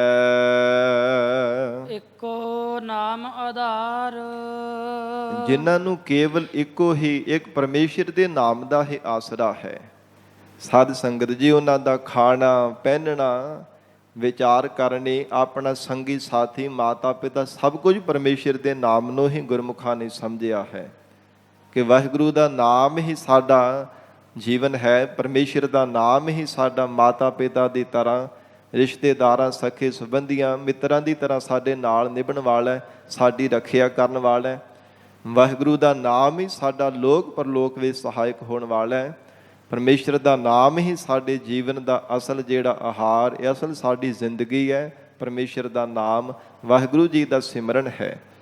ਮਹਾਰਾਜ ਕਹਿੰਦੇ ਇੱਕੋ ਨਾਮ ਆਧਾਰ, ਹੋਰ ਕੋਈ ਦੂਜਾ ਦੁਨੀਆ ਦਾ ਆਸਰਾ ਨਹੀਂ ਹੁੰਦਾ ਵਾਹਿਗੁਰੂ ਦੇ ਪਿਆਰਿਆਂ ਦੇ ਹਿਰਦੇ ਅੰਦਰ। ਜਿਨ੍ਹਾਂ ਦਾ ਮਨ ਤੇ ਤਨ ਪਰਮੇਸ਼ਰ ਦੇ ਨਾਮ ਰੰਗ ਵਿੱਚ ਰੰਗਿਆ, ਪਿਆਰ ਦੇ ਵਿੱਚ ਭਿੱਜ ਕੇ ਰੱਬ ਨੂੰ ਯਾਦ ਕਰਦੇ, ਕੇਵਲ ਉਹਨਾਂ ਦੇ ਹਿਰਦੇ ਅੰਦਰ ਇੱਕੋ ਨਾਮ ਆਧਾਰ, ਕੇਵਲ ਪਰਮੇਸ਼ਰ ਦੇ ਨਾਮ ਦਾ ਆਸਰਾ ਹੈ। ਕੋਈ ਕਿਸੇ ਦਾ ਆਸਰਾ ਤੱਕਦਾ, ਕੋਈ ਕਿਸੇ ਦਾ ਆਸਰਾ ਤੱਕਦਾ, ਪਰ ਵਾਹਿਗੁਰੂ ਦੇ ਪਿਆਰੇ ਮਹਾਰਾਜ ਕਹਿੰਦੇ ਕੇਵਲ ਪਰਮੇਸ਼ਰ ਦੇ ਨਾਮ ਦਾ ਹੀ ਆਸਰਾ ਲੈਂਦੇ ਆ। ਐਸਾ ਹਜੂਰ ਕਹਿੰਦੇ ਹੁੰਦੇ ਜੀਵ ਰੂਪ ਸਖੀਆਂ ਨੂੰ, ਪਰਮੇਸ਼ਰ ਦੇ ਇੱਕ ਨਾਮ ਦਾ ਆਸਰਾ, ਜਿਨ੍ਹਾਂ ਦਾ ਮਨ ਤੇ ਤਨ ਵਾਹਿਗੁਰੂ ਦੇ ਪਿਆਰ ਦੇ ਵਿੱਚ ਰੰਗਿਆ ਗਿਆ ਹੈ। ਵੇਖਿਆ ਰੰਗ ਕੁੜਾਵਿਆ।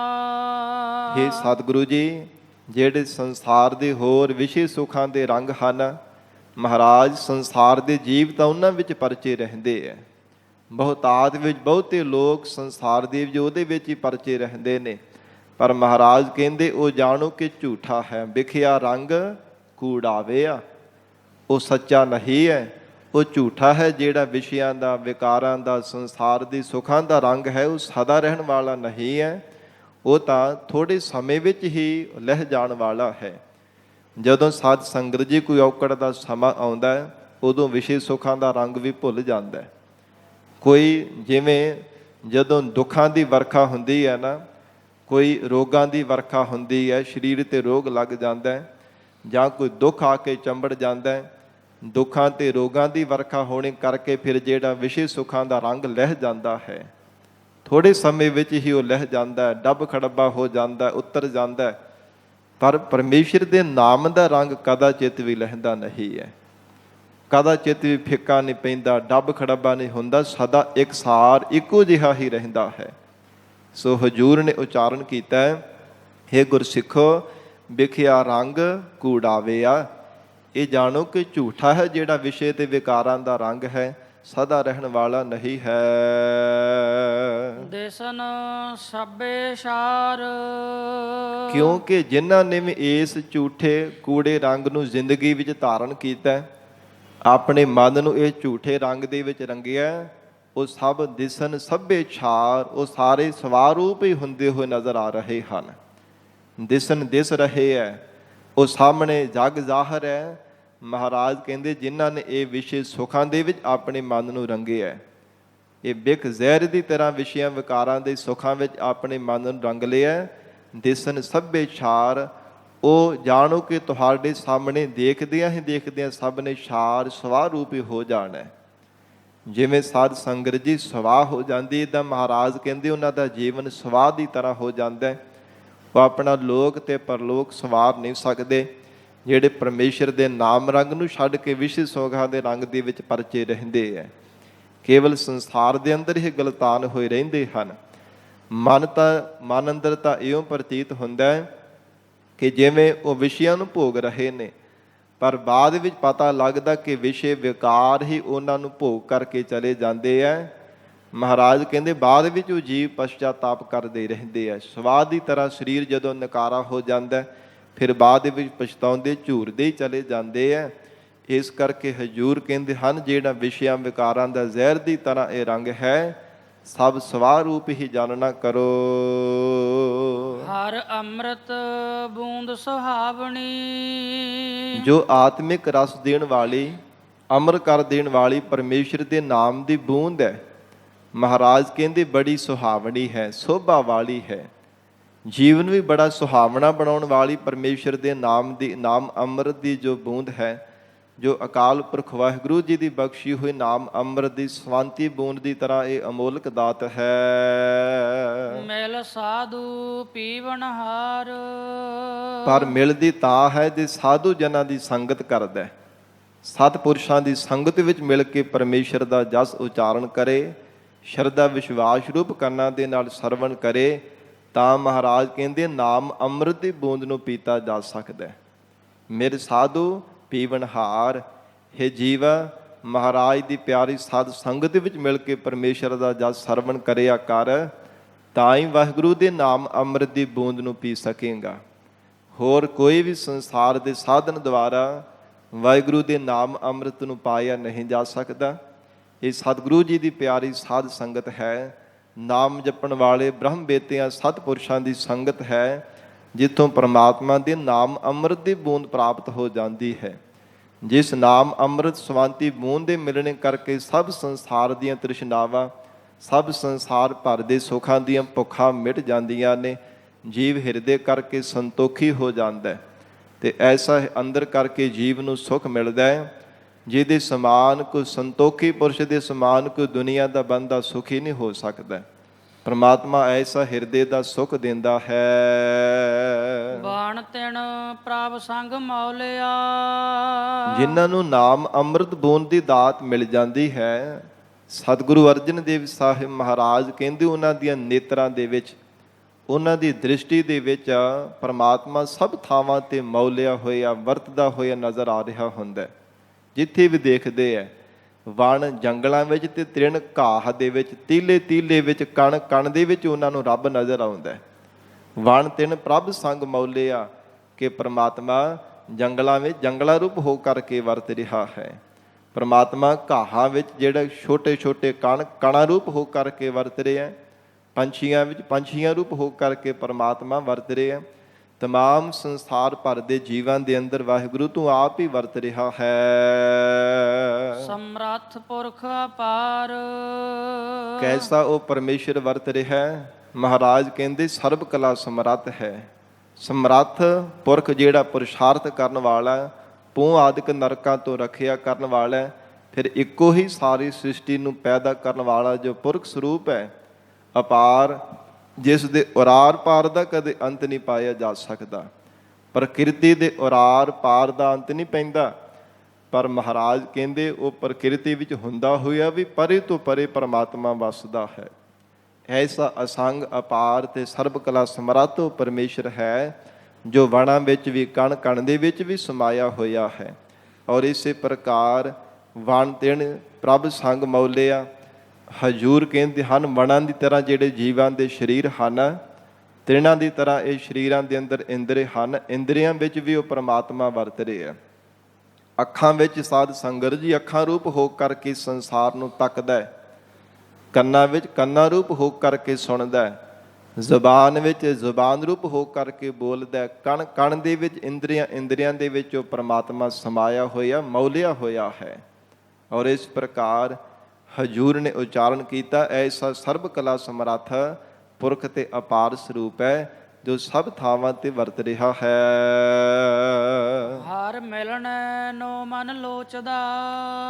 ਹੇ ਮਹਾਰਾਜ ਸੱਚੇ ਪਾਤਸ਼ਾਹ, ਉਸ ਹਰੀ ਅਕਾਲ ਪੁਰਖ ਪਰਮੇਸ਼ਰ ਨੂੰ ਮਿਲਣੇ ਦਾ ਸਾਡਾ ਮਨ ਲੋਚਦਾ ਹੈ। ਮਨ ਅੰਦਰ ਸਾਡੇ ਲੋਚਾ ਲੱਗੀ ਹੋਈ ਹੈ ਪਿਆਰੇ ਦੇ ਨਾਲ ਮਿਲਣੇ ਦੀ। ਮੇਰਾ ਮਨ ਲੋਚਾ ਹੈ ਅਕਾਲ ਪੁਰਖ ਵਾਹਿਗੁਰੂ। ਹੇ ਮਹਾਰਾਜ, ਤੁਹਾਡੇ ਦੀਦਾਰ ਕਰਨੇ ਦਾ ਸਾਡਾ ਮਨ ਲੋਚਦਾ ਹੈ। ਮੇਰਾ ਮਨ ਲੋਚੈ ਗੁਰ ਦਰਸ਼ਨ ਤਾਈ, ਬਿਲਪ ਕਰੇ ਚਾਤਰਿਕ ਕੀ ਨਿਆਈ। ਮਹਾਰਾਜ ਬਿਬੀਹੇ ਦੀ ਤਰ੍ਹਾਂ ਪੀਊ ਪੀਊ ਕਰਕੇ ਬਾਰ ਬਾਰ ਮੁਖ ਤੋਂ ਵਾਹਿਗੁਰੂ ਵਾਹਿਗੁਰੂ ਸਤਨਾਮ ਸ੍ਰੀ ਵਾਹਿਗੁਰੂ। ਬਾਰ ਬਾਰ ਮੁਖ ਤੋਂ ਮਹਾਰਾਜ ਪਪੀਹੇ ਦੀ ਤਰ੍ਹਾਂ ਪੀਊ ਪੀਊ ਕਰਕੇ ਅਸੀਂ ਮੁਖ ਤੋਂ ਨਾਮ ਦਾ ਉਚਾਰਨ ਕਰ ਰਹੇ ਹਾਂ, ਕਿਉਂਕਿ ਤੁਹਾਡੇ ਨਾਲ ਮਿਲਣੇ ਨੂੰ ਸਾਡਾ ਮਨ ਲੋਚਦਾ ਹੈ। ਮਹਾਰਾਜ ਤੁਹਾਡੇ ਦਰਸ਼ਨਾਂ ਦੀ ਸਵਾਂਤੀ ਬੂੰਦ ਪਾਉਣ ਦੇ ਵਾਸਤੇ ਮਹਾਰਾਜ ਸਾਡਾ ਮਨ ਲੋਚਦਾ ਪਿਆ। ਹੇ ਗਰੀਬ ਨਵਾਜ, ਹਜੂਰ ਕਹਿੰਦੇ ਹਰ ਮਿਲਣੇ ਨੂੰ ਮਨ ਲੋਚਦਾ।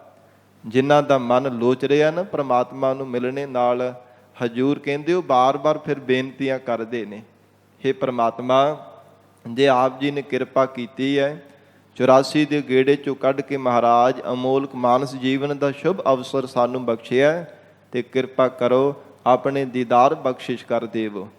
ਹੇ ਪਿਆਰੇ ਪ੍ਰਮਾਤਮਾ ਜੀ, ਕਿਰਪਾ ਕਰਕੇ ਮਹਾਰਾਜ ਸਾਖਸ਼ਾਤ ਹੋ ਕਰਕੇ ਸਾਨੂੰ ਮਿਲਣਾ ਕਰੋ।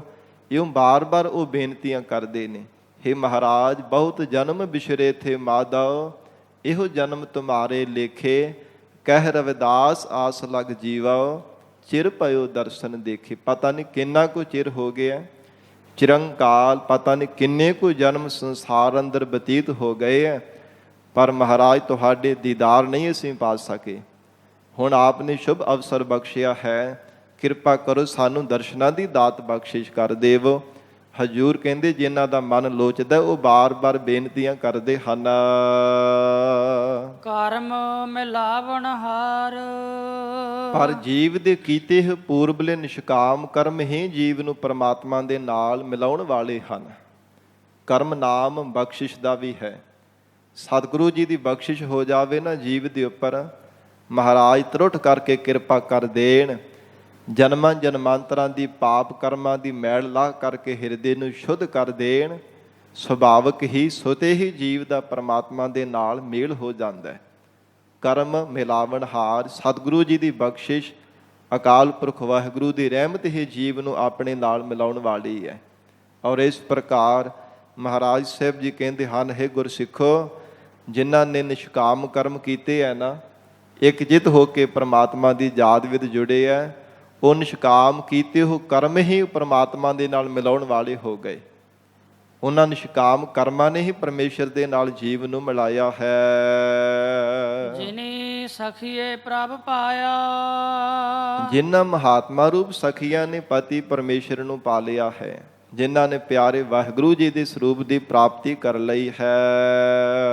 ਹਉ ਤਿਨ ਕੈ ਸਦ ਬਲਿਹਾਰ, ਸਤਿਗੁਰੂ ਜੀ ਜਗਿਆਸੂ ਰੂਪ ਸਖੀ ਦੁਆਰਾ ਬਖਸ਼ਿਸ਼ ਕਰਦੇ ਹੈ ਕਿ ਉਹਨਾਂ ਮਹਾਤਮਾ ਰੂਪ ਸਖੀਆਂ ਤੋਂ ਅਸੀਂ ਬਲਿਹਾਰ ਜਾਂਦੇ ਹਾਂ। ਸਾਨੂੰ ਕੁਰਬਾਨ ਜਾਣਾ ਚਾਹੀਦਾ, ਹਰ ਪੱਖ ਤੋਂ ਬਲ ਹਾਰ ਕੇ ਤਿਨਾਂ ਦੇ ਚਰਨਾਂ ਤੇ ਨਮਸਕਾਰ ਕਰਨੀ ਚਾਹੀਦੀ ਹੈ, ਜਿਨ੍ਹਾਂ ਨੇ ਸੰਸਾਰ ਦੀ ਮੋਹ ਮਮਤਾ ਵਿੱਚ ਰਹਿ ਕੇ ਵੀ ਪਰਮੇਸ਼ਰ ਨੂੰ ਪ੍ਰਾਪਤ ਕਰ ਲਿਆ। ਜਿਨ੍ਹਾਂ ਮਹਾਤਮਾ ਰੂਪ ਸਖੀਆਂ ਨੇ ਵਾਹਿਗੁਰੂ ਜੀ ਦੇ ਸਰੂਪ ਦਾ ਆਨੰਦ ਪ੍ਰਾਪਤ ਕੀਤਾ ਹੈ, ਮਹਾਰਾਜ ਕਹਿੰਦੇ ਹਾਂ ਤਿਨ ਕੈ ਸਦ ਬਲਿਹਾਰ, ਸਦਾ ਹੀ ਉਹਨਾਂ ਤੋਂ ਅਸੀਂ ਬਲਿਹਾਰ ਜਾਂਦੇ ਹਾਂ। ਸਾਧ ਸੰਗਤ ਜੀ, ਬਲਹਾਰ, ਕਿਉਂਕਿ ਕਈਆਂ ਨੂੰ ਤਨ ਦੇ ਬਲ ਦਾ ਬੜਾ ਹੰਕਾਰ ਹੁੰਦਾ ਹੈ। ਕਈ ਵਾਰ ਮਨ ਵਿੱਚ ਸਖੇ ਸੰਬੰਧੀਆਂ ਦਾ ਜਾਂ ਆਪਣੇ ਸੰਸਾਰ ਦੇ ਅੰਦਰ ਹਕੂਮਤ ਦਾ ਬਲ ਦਾ ਬੜਾ ਨਸ਼ਾ ਹੁੰਦਾ ਹੈ। ਮਹਾਰਾਜ ਕਹਿੰਦੇ ਹਰ ਪੱਖ ਤੋਂ ਬਲ ਹਾਰ ਕਰਕੇ ਤਿਨਾਂ ਤੋਂ ਕੁਰਬਾਨ ਜਾਣਾ ਚਾਹੀਦਾ, ਤਿਨਾਂ ਦੀ ਸ਼ਰਨ ਧਾਰਨ ਕਰਨੀ ਚਾਹੀਦੀ ਹੈ। ਜਿਹੜੇ ਜੀਵ ਹਰ ਪੱਖ ਤੋਂ ਬਲ ਹਾਰ ਜਾਂਦੇ, ਇੰਨੀ ਨਿਮਰਤਾ ਧਾਰਨ ਕਰ ਲੈਂਦੇ ਹੈ, ਤੇ ਮਹਾਰਾਜ ਕਹਿੰਦੇ ਪਰਮਾਤਮਾ ਫਿਰ ਆਪ ਹੀ ਉਹਨਾਂ ਨੂੰ ਸਾਖਸ਼ਾਤ ਹੋ ਕਰਕੇ ਦੀਦਾਰ ਬਖਸ਼ਿਸ਼ ਕਰ ਦਿੰਦਾ ਹੈ। ਸੋ ਹਜੂਰ ਨੇ ਫਰਮਾਨ ਕੀਤਾ, ਜਿਨੀ ਸਖੀਏ ਪ੍ਰਭ ਪਾਇਆ, ਹਉ ਤਿਨ ਕੈ ਸਦ ਬਲਿਹਾਰ। ਜਿਨ੍ਹਾਂ ਮਹਾਤਮਾ ਰੂਪ ਸਖੀਆਂ ਨੇ ਮਹਾਰਾਜ ਆਪ ਜੀ ਦੇ ਸਰੂਪ ਨੂੰ ਪ੍ਰਾਪਤ ਕਰ ਲਿਆ, ਤਿਨਾਂ ਤੋਂ ਅਸੀਂ ਬਲਿਹਾਰ ਜਾਂਦੇ ਹਾਂ, ਅਸੀਂ ਕੁਰਬਾਨ ਜਾਂਦੇ ਹਾਂ। ਨਾਨਕ ਹਰਿ ਜੀ ਮਾਇਆ ਕਰ। ਹੁਣ ਮਹਾਰਾਜ ਸੱਚੇ ਪਾਤਸ਼ਾਹ ਜੀ ਬੇਨਤੀ ਕਰਨ ਦੀ ਜਾਚ ਦੱਸ ਰਹੇ ਨੇ। ਹੇ ਸਿੱਖੋ, ਇਉਂ ਪਿਆਰ ਵਿੱਚ ਭਿੱਜ ਕੇ ਗੁਰੂ ਚਰਨਾਂ ਵਿੱਚ ਸਤਿਗੁਰਾਂ ਦੇ ਸਨਮੁਖ ਹੋ ਕਰਕੇ ਬੇਨਤੀ ਕਰੋ। ਹੇ ਗਰੀਬ ਨਵਾਜ, ਹੇ ਦੀਨ ਦਿਆਲ ਸਤਿਗੁਰੂ ਜੀਓ, ਨਾਨਕ ਹਰਿ ਜੀ ਮਾਇਆ ਕਰ। ਮਹਾਰਾਜ ਸਾਡੇ ਤੇ ਵੀ ਮਾਇਆ ਅੰਮ੍ਰਿਤਮਈ ਦ੍ਰਿਸ਼ਟੀ ਕਰ ਦੇਵੋ। ਮਾਇਆ ਸਾਡੇ ਤੇ ਵੀ ਮਹਾਰਾਜ ਆਪ ਜੀ ਬਖਸ਼ਿਸ਼ ਕਰੋ। ਜਿਵੇਂ ਆਪ ਜੀ ਨੇ ਮਹਾਰਾਜ ਜੋ ਹੋਰ ਮਹਾਤਮਾ ਰੂਪ ਸਖੀਆਂ ਤੇ ਬਖਸ਼ਿਸ਼ ਕੀਤੀ ਹੈ, ਹੋਰ ਗੁਰਮੁਖਾਂ ਬ੍ਰਹਮ ਬੇਤਿਆਂ ਤੇ ਕਿਰਪਾ ਕਰਕੇ ਆਪਣੇ ਚਰਨਾਂ ਦੇ ਨਾਲ ਜੋੜ ਕਰਕੇ ਰੱਖਿਆ। ਆਪਣੇ ਸਰੂਪ ਦੇ ਆਪ ਜੀ ਨੇ ਅਭੇਰਤਾ ਬਖਸ਼ਿਸ਼ ਕੀਤੀ ਹੈ। ਆਪਣੇ ਪਿਆਰਿਆਂ ਨੂੰ ਸਾਖਸ਼ਾਤ ਹੋ ਕਰਕੇ ਮਹਾਰਾਜ ਆਪ ਜੀ ਨੇ ਦੀਦਾਰ ਬਖਸ਼ੇ ਹਨ। ਤਿਵੇਂ ਸਾਡੇ ਤੇ ਵੀ ਆਪ ਜੀ ਮਾਇਆ ਕਿਰਪਾ ਦ੍ਰਿਸ਼ਟੀ ਕਰ ਦੇਵ। ਨਾਨਕ ਹਰਿ ਜੀ ਮਾਇਆ ਕਰ। ਹੇ ਪ੍ਰਭੂ, ਸਾਡੇ ਤੇ ਵੀ ਆਪ ਕਿਰਪਾ ਕਰ ਦੇਣਾ ਕਰੋ। ਸ਼ਬਦ ਸਵਾਰਣ ਹਾਰ। ਸਾਡੇ ਹਿਰਦੇ ਅੰਦਰ ਵੀ ਮਹਾਰਾਜ ਸ਼ਬਦ ਦੀ ਦਾਤ ਬਖਸ਼ਿਸ਼ ਕਰ ਦੇਵ। ਸ਼ਬਦ ਦੁਆਰਾ ਮਹਾਰਾਜ ਅਸੀਂ ਹਿਰਦੇ ਨੂੰ ਸਵਾਰ ਸਕੀਏ, ਕਿਉਂਕਿ ਜਿਨ੍ਹਾਂ ਨੇ ਆਪਣੇ ਜੀਵਨ ਨੂੰ ਸਵਾਰਿਆ ਹੈ, ਸ਼ਬਦ ਦੁਆਰਾ ਹੀ ਸਵਾਰਿਆ ਹੈ। ਮਹਾਰਾਜ ਜੀ ਦੇ ਉਪਦੇਸ਼ ਦੁਆਰਾ ਹੀ ਆਪਣੇ ਜੀਵਨ ਨੂੰ ਸਵਾਰਿਆ, ਸਫਲਾ ਬਣਾਇਆ ਹੈ। ਜਿਨ੍ਹਾਂ ਨੇ ਵੀ ਸਾਧ ਸੰਗਤ ਜੀ ਜੀਵਨ ਦੀ ਸਫਲਤਾ ਬਣਾਈ, ਲੋਕ ਪਰਲੋਕ ਸੁਹੇਲਾ ਕੀਤਾ ਹੈ। ਇਹ ਲੋਕ ਸੁਖੀਏ ਪਰਲੋਕ ਸੁਹੇਲੇ ਦੀ ਦਾਤ ਪ੍ਰਾਪਤ ਕੀਤੀ ਹੈ। ਮਹਾਰਾਜ ਕਹਿੰਦੇ ਤਿੰਨਾਂ ਨੇ ਸਤਿਗੁਰੂ ਜੀ ਦੇ ਉਪਦੇਸ਼ ਨੂੰ ਜੀਵਨ ਦੇ ਵਿੱਚ ਧਾਰਨ ਕੀਤਾ ਹੈ, ਕਿਉਂਕਿ ਮਹਾਰਾਜ ਸੱਚੇ ਪਾਤਸ਼ਾਹ ਜੀ ਦੇ ਕੇਵਲ ਉਪਦੇਸ਼ ਦੇ ਵਿੱਚ ਹੀ ਇਹ ਸ਼ਕਤੀ ਹੈ ਜੋ ਮਨ ਨੂੰ ਤਬਦੀਲ ਕਰ ਸਕਦੀ ਹੈ। ਜੋ ਭਟਕਦੇ ਹੋ ਮਨ ਨੂੰ ਸੰਸਾਰ ਦੇ ਸੁੱਖਾਂ ਤੋਂ, ਤਿੰਨਾਂ ਗੁਣਾਂ ਤੋਂ ਉਪਰਾਮ ਕਰਕੇ ਵਾਹਿਗੁਰੂ ਦੇ ਚਰਨਾਂ ਦੇ ਨਾਲ ਮਿਲਣ ਵਾਲੀ ਇਹ ਮਹਾਰਾਜ ਜੀ ਦੇ ਉਪਦੇਸ਼ ਦੀ ਸ਼ਕਤੀ ਹੈ। ਜਦੋਂ ਜੀਵ ਪਿਆਰ ਦੇ ਨਾਲ, ਸ਼ਰਧਾ ਵਿਸ਼ਵਾਸ ਰੂਪ ਕਰਨਾਂ ਦੇ ਨਾਲ ਸਤਿਗੁਰੂ ਜੀ ਦਾ ਫਲਾਦੇਸ਼ ਸਰਵਣ ਕਰਦਾ ਹੈ, ਮਹਾਰਾਜ ਜੀ ਦੇ ਉਪਦੇਸ਼ ਦੁਆਰਾ ਹੀ ਮਨੁੱਖ ਦਾ ਜੀਵਨ ਤਬਦੀਲ ਹੁੰਦਾ ਹੈ। ਨਹੀਂ ਤਾਂ ਕਦੇ ਕਿਸੇ ਤਰ੍ਹਾਂ ਦੀ ਸੰਗਤ ਦਾ ਰੰਗ ਚੜ੍ਹ ਜਾਂਦਾ ਹੈ, ਕਦੇ ਕਿੱਦਾਂ ਦੀ ਸੰਗਤ ਦਾ ਰੰਗ ਚੜ੍ਹ ਜਾਂਦਾ ਹੈ। ਜਿਹੋ ਜਿਹੀ ਸੰਸਾਰ ਦੀ ਸੰਗਤ ਕਰਦਾ ਉੱਦਾਂ ਦਾ ਮਨ ਤੇ ਰੰਗ ਚੜ੍ਹਦਾ ਜਾਂਦਾ ਹੈ। ਪਰ ਜਦੋਂ ਮਹਾਰਾਜ ਸਾਹਿਬ ਜੀ ਦਾ ਉਪਦੇਸ਼ ਸਰਵਣ ਕਰਦਾ ਹੈ, ਫਿਰ ਸੰਸਾਰ ਦੇ ਸਭ ਰੰਗਾਂ ਤੋਂ ਉਪਰਾਮ ਹੋ ਜਾਂਦਾ ਹੈ। ਫਿਰ ਤਾਂ ਐਸਾ ਉੱਚਾ ਸੁੱਚਾ ਜੀਵਨ ਪ੍ਰਾਪਤ ਹੋ ਜਾਂਦਾ ਹੈ, ਮਹਾਰਾਜ ਕਹਿੰਦੇ ਉਹਨੂੰ ਕਥਨ ਕੀਤਾ ਹੀ ਨਹੀਂ ਜਾ ਸਕਦਾ। ਸੋ ਹਜ਼ੂਰ ਨੇ ਬਖਸ਼ਿਸ਼ ਕੀਤੀ ਹੈ ਪ੍ਰਮਾਤਮਾ ਸ਼ਬਦ ਸਵਾਰਨਹਾਰ। ਹੈ ਗਰੀਬ ਨਵਾਜ, ਆਪ ਜੀ ਦਾ ਉਪਦੇਸ਼ ਸਾਡੇ ਹਿਰਦੇ ਨੂੰ ਸਵਾਰਨ ਵਾਲਾ ਹੈ। ਇਸ ਲਈ ਕਿਰਪਾ ਕਰਕੇ ਮਹਾਰਾਜ ਸਾਡੇ ਹਿਰਦੇ ਅੰਦਰ ਆਪ ਕਿਰਪਾ ਕਰਕੇ ਸ਼ਬਦ ਦੀ ਦਾਤ ਬਖਸ਼ਿਸ਼ ਕਰ ਦੇਵ। ਜਿਵੇਂ ਹੋਰ ਗੁਰਸਿੱਖਾਂ, ਗੁਰਮੁਖਾਂ, ਮਹਾਤਮਾ ਬੰਦਗੀ ਕਰਨ ਵਾਲਿਆਂ ਤੇ ਆਪ ਜੀ ਨੇ ਕਿਰਪਾ ਕੀਤੀ ਹੈ, ਤੇਵੇਂ ਮਹਾਰਾਜ ਸਾਡੇ ਤੇ ਵੀ ਐਸੀ ਮਾਇਆ ਕਿਰਪਾ ਕਰ ਦੇਣਾ ਕਰੋ।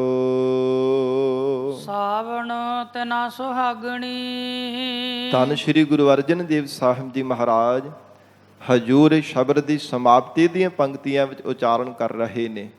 ਮਹਾਰਾਜ ਸਾਵਣ ਦੇ ਮਹੀਨੇ ਦੁਆਰਾ ਉਪਦੇਸ਼ ਦਿੰਦੇ ਹੈ, ਕਹਿੰਦੇ ਹਨ ਕਿ ਉਹ ਐਸੀਆਂ ਸੁਹਾਗਣਾ, ਉਹ ਸੁਹਾਗਵਤੀਆਂ ਜੀਵ ਰੂਪ ਸਖੀਆਂ ਹਨ ਜਿਨ ਰਾਮ ਨਾਮ ਔਰ ਹਾਰ।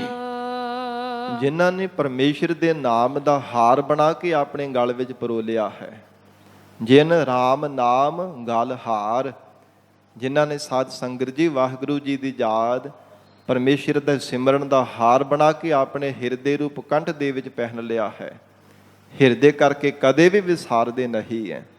ਬੜਾ ਵਡਮੁੱਲਾ ਕੋਈ ਹੀਰਿਆਂ ਦਾ ਕਹਿ ਲਈਏ ਹਾਰ ਹੋਵੇ ਨਾ, ਤੇ ਸਾਧ ਸੰਗਤ ਜੀ ਬੜਾ ਨੂੰ ਸਾਂਭ ਸਾਂਭ ਕਰਕੇ ਰੱਖਿਆ ਜਾਂਦਾ ਹੈ।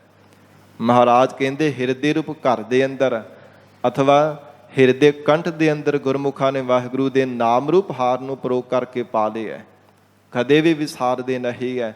ਸਭ ਤੋਂ ਅਮੋਲਕ ਦਾਤ ਜਾਣ ਕਰਕੇ ਕਿ ਵਾਹਿਗੁਰੂ ਦੇ ਨਾਮ ਜੈਸੀ ਕੋਈ ਦਾਤ ਨਹੀਂ ਸੰਸਾਰ ਅੰਦਰ, ਹੀਰਿਆਂ ਨਾਲੋਂ ਵੀ ਵੱਧ ਕਰਕੇ ਪਰਮੇਸ਼ਰ ਦਾ ਨਾਮ ਹੈ। ਮਹਾਰਾਜ ਸੱਚੇ ਪਾਤਸ਼ਾਹ ਹਜੂਰ ਕਹਿੰਦੇ ਜਿਨ੍ਹਾਂ ਜੀਵ ਰੂਪ ਸਖੀਆਂ ਨੇ ਪਰਮੇਸ਼ਰ ਦਾ ਨਾਮ ਦਾ ਹਾਰ ਬਣਾ ਕੇ ਆਪਣੇ ਕੰਠ ਵਿੱਚ ਪਰੋ ਲਿਆ, ਹਿਰਦੇ ਅੰਦਰ ਧਾਰਨ ਕਰ ਲਿਆ, ਉਹ ਧਨ ਉਹ ਸੁਹਾਗਣਾ ਹਨ। ਉਹ ਅਸਲ ਦੇ ਵੀ ਸੁਹਾਗਵਤੀਆਂ ਨੇ ਜਿਨ੍ਹਾਂ ਨੇ ਵਾਹਿਗੁਰੂ ਦੀ ਯਾਦ ਹਿਰਦੇ ਅੰਦਰ ਪਰੋ ਕਰਕੇ ਰੱਖ ਲਈ ਹੈ। ਤਿੰਨਾਂ ਨੂੰ ਅਕਾਲ ਪੁਰਖ ਵਾਹਿਗੁਰੂ ਪਤੀ ਪਰਮੇਸ਼ਵਰ ਦੀ ਪ੍ਰਾਪਤੀ ਹੋਈ ਹੈ। ਸੋ ਇਹ ਸਾਧ ਸੰਗਤ ਜੀ ਜੋ ਸਾਵਣ ਦੇ ਮਹੀਨੇ ਦੁਆਰਾ ਧੰਨ ਗੁਰੂ ਅਰਜਨ ਦੇਵ ਸਾਹਿਬ ਮਹਾਰਾਜ ਜੀ ਨੇ ਉਪਦੇਸ਼ ਬਖਸ਼ਿਸ਼ ਕੀਤਾ ਸੀ, ਅਸੀਂ ਸਰਵਣ ਕੀਤਾ ਹੈ। ਹੁਣ ਜੋ ਲੜੀਵਾਰ ਹਰ ਰੋਜ਼ ਅਸੀਂ ਗੁਰਬਾਣੀ ਦੀ ਕਥਾ ਸਰਵਣ ਕਰਦੇ ਹਾਂ, ਸ੍ਰੀ ਗੁਰੂ ਗ੍ਰੰਥ ਸਾਹਿਬ ਮਹਾਰਾਜ ਸੱਚੇ ਪਾਤਸ਼ਾਹ ਜੀ ਦੀ ਪਾਵਨ ਬਾਣੀ ਦੀ ਕਥਾ, ਉਹ ਕੁਝ ਕੁ ਚੰਦ ਕੁ ਮਿੰਟ ਗੁਰੂ ਚਰਨਾਂ ਵਿੱਚ ਬੈਠ ਕੇ ਸਰਵਣ ਕਰੀਏ, ਜੋ ਗੁਰੂ ਘਰ ਦੀ ਨਿਤ ਦੀ ਮਰਜ਼ਾਦਾ ਹੈ। ਮਹਾਰਾਜ ਧੰਨ ਸਤਿਗੁਰੂ ਸ੍ਰੀ ਗੁਰੂ ਅਮਰਦਾਸ ਸਾਹਿਬ ਮਹਾਰਾਜ ਜੀ ਦੀ ਰਸਨਾ ਤੋਂ ਉਚਾਰਨ ਕੀਤੀ ਹੋਈ ਆਸਾ ਰਾਗ ਦੇ ਅੰਦਰ ਪੱਟੀ ਨਾਮੇ ਜੋ ਬਾਣੀ ਹੈ, ਸ੍ਰੀ ਗੁਰੂ ਗ੍ਰੰਥ ਸਾਹਿਬ ਜੀ ਦੇ 434 ਅੰਗ ਤੇ ਸੁਸ਼ੋਭਿਤ ਹੈ। ਇਸ ਪਾਵਨ ਬਾਣੀ ਦੀ ਵਿਚਾਰ ਚੱਲ ਰਹੀ ਹੈ। ਪਿਆਰ ਦੇ ਨਾਲ ਗੁਰੂ ਚਰਨਾਂ ਵਿੱਚ ਬੈਠ ਕੇ ਸਰਵਣ ਕਰਕੇ ਲਾਹੇ ਪ੍ਰਾਪਤ ਕਰੀਏ। ਧੰਨ ਸਤਿਗੁਰੂ ਸ੍ਰੀ ਗੁਰੂ ਅਮਰਦਾਸ ਸਾਹਿਬ ਮਹਾਰਾਜ ਸੱਚੇ ਪਾਤਸ਼ਾਹ ਹਜੂਰ ਜਿਵੇਂ ਗੋਇੰਦਵਾਲ ਸਾਹਿਬ ਵਿਖੇ ਪਾਂਧੇ ਦੇ ਤਾਈ ਮਹਾਰਾਜ ਉਪਦੇਸ਼ ਬਖਸ਼ਿਸ਼ ਕਰ ਰਹੇ ਹੈ ਕਿ ਹੇ ਪਾਂਧਾ ਤੇਰਾ ਜੀਵਨ ਜਿਹੜਾ ਹੈ ਉਹ ਅਜਾਈ ਜਾ ਰਿਹਾ ਹੈ, ਕਿਉਂਕਿ ਤੂੰ ਔਗਣਾ ਭਰੀ ਹੰਕਾਰ ਭਰੀ ਵਿਦਿਆ ਨੂੰ ਧਾਰਨ ਕੀਤਾ ਤੇ ਹੋਰ ਤੂੰ ਬੱਚਿਆਂ ਨੂੰ ਵਿਦਿਆਰਥੀਆਂ ਨੂੰ ਵਿਦਿਆ ਕੀ ਪੜ੍ਹਾਵੇਂਗਾ, ਤੂੰ ਆਪ ਹੀ ਹੰਕਾਰ ਕਰਦਾ, ਆਪ ਲੋਭ ਲਾਲਚ ਕਰਦਾ, ਲੋਕਾਂ ਤੋਂ ਪੈਸੇ ਜਿਹੜੇ ਵਸੂਲਦਾ ਰਹਿੰਦਾ।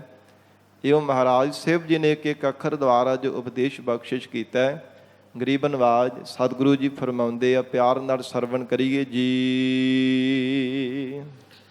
ਭੱਬੈ ਭਵ ਜਲ ਡੂਬਹੁ ਮੂੜੇ। ਸਾਧ ਸੰਗਤ ਜੀ ਭੱਬੇ ਅੱਖਰ ਦੁਆਰਾ ਗਰੀਬ ਨਵਾਜ ਧੰਨ ਸਤਿਗੁਰੂ ਸ੍ਰੀ ਗੁਰੂ ਅਰਜਨ ਦੇਵ ਸਾਹਿਬ ਮਹਾਰਾਜ ਹਜੂਰ ਉਪਦੇਸ਼ ਬਖਸ਼ਿਸ਼ ਕਰ ਰਹੇ ਹੈ। ਹੇ ਪਾਂਧਾ ਜੀ, ਜਿਹੜਾ ਜੀਵ ਸੰਸਾਰ ਦੇ ਅੰਦਰ ਭੈ ਸਾਗਰ ਦੇ ਅੰਦਰ ਡੁੱਬਦਾ ਜਾ ਰਿਹਾ ਹੈ, ਹੇ ਪ੍ਰਾਣਾ ਤਾਰੇ ਜੀਵ, ਤੂੰ ਭੈ ਦਾ ਇੱਕ ਸੰਸਾਰ ਸਮੁੰਦਰ ਦੇ ਵਿੱਚ ਬਾਰ-ਬਾਰ ਡੁੱਬਦਾ ਜਾ ਰਿਹਾ ਹੈ। ਮਾਇਆ ਵਿੱਚ ਗੁਲਤਾਨ ਭਇਆ। ਕਿਉਂਕਿ ਤੇਰਾ ਚਿੱਤ ਕਦੇ ਚੇਤਨ ਤੇ ਕਦੇ ਜੜ ਮਾਇਆ ਦੇ ਵਿੱਚ ਹਰ ਸਮੇਂ ਗਲਤਾਨ ਹੋਇਆ ਰਹਿੰਦਾ ਹੈ, ਇੱਕਮਿਕ ਹੋਇਆ ਰਹਿੰਦਾ ਹੈ, ਹਰ ਸਮੇਂ ਰੁੱਝਾ ਰਹਿੰਦਾ ਹੈ, ਕਦੇ ਜੜ ਮਾਇਆ ਤੇ ਕਦੇ ਚੇਤਨ ਮਾਇਆ ਦੇ ਵਿੱਚ। ਜੜ ਮਾਇਆ ਤੋਂ ਭਾਵੇਂ ਕਹੇ ਕਿ ਮੈਂ ਬੜਾ ਵੱਡਾ ਤਿਆਗੀ ਆ, ਪੈਸੇ ਹੱਥ ਲਾਉਣਾ ਛੱਡ ਦੇਵੇ, ਪਰ ਚੇਤਨ ਮਾਇਆ ਦਾ ਮੋਹ ਤੇਰੇ ਅੰਦਰੋਂ ਜਾਂਦਾ ਨਹੀਂ ਹੈ। ਹੇ ਪ੍ਰਾਣਾ ਤਾਰੇ ਜੀਵ, ਇਸ ਕਰਕੇ ਤੂੰ ਸੰਸਾਰ ਸਮੁੰਦਰ ਦੇ ਵਿੱਚ ਡੁੱਬਦਾ ਜਾ ਰਿਹਾ ਹੈ, ਮਾਇਆ ਵਿੱਚ ਗਲਤਾਨ ਭਇਆ। ਮਹਾਰਾਜ ਕਹਿੰਦੇ ਐਸੀ ਪ੍ਰਬਲ ਮਾਇਆ, ਜੀਵ ਆਪਣੇ ਬਲ ਦੇ ਨਾਲ ਇਹਦੇ ਤੋਂ ਖਹਿੜਾ ਨਹੀਂ ਛੁਡਾ ਸਕਦਾ, ਇਹਦੇ ਪ੍ਰਭਾਵ ਤੋਂ ਬਚ ਨਹੀਂ ਸਕਦਾ। ਜੇ ਸਤਿਗੁਰੂ ਜੀ ਦੀ ਕਿਰਪਾ ਹੋਵੇ ਤਾਂ ਹੀ ਸਾਧ ਸੰਗਤ ਜੀ ਇਹ ਛਲਣ ਵਾਲੀ ਮਾਇਆ ਤੋਂ ਬਚਾ ਜੀਵ ਦਾ ਹੁੰਦਾ ਹੀ ਹੈ, ਤਾਂ ਹੀ ਇਹ ਜੀਵ ਇਹਦੇ ਤੋਂ ਆਜ਼ਾਦ ਹੁੰਦਾ ਹੈ, ਇਸ ਸੰਸਾਰ ਦੇ ਬੰਧਨਾਂ ਤੋਂ ਆਜ਼ਾਦ ਹੋ ਕਰਕੇ ਸੁਤੰਤਰ ਹੋ ਕਰਕੇ ਸੁਖਾਲਾ ਜੀਵਨ ਨਿਰਵਾਹ ਕਰਦਾ ਹੈ। ਨਹੀਂ ਤਾਂ ਮਹਾਰਾਜ ਕਹਿੰਦੇ ਪ੍ਰਬਲ ਮਾਇਆ ਜੀਵਾਂ ਨੂੰ ਛੱਡਦੀ ਨਹੀਂ ਹੈ। ਸੋ ਹਜੂਰ ਉਚਾਰਨ ਕਰ ਰਹੇ ਨੇ ਕਿ ਮਾਇਆ ਵਿੱਚ ਗਲਤਾਨ ਭਇਆ।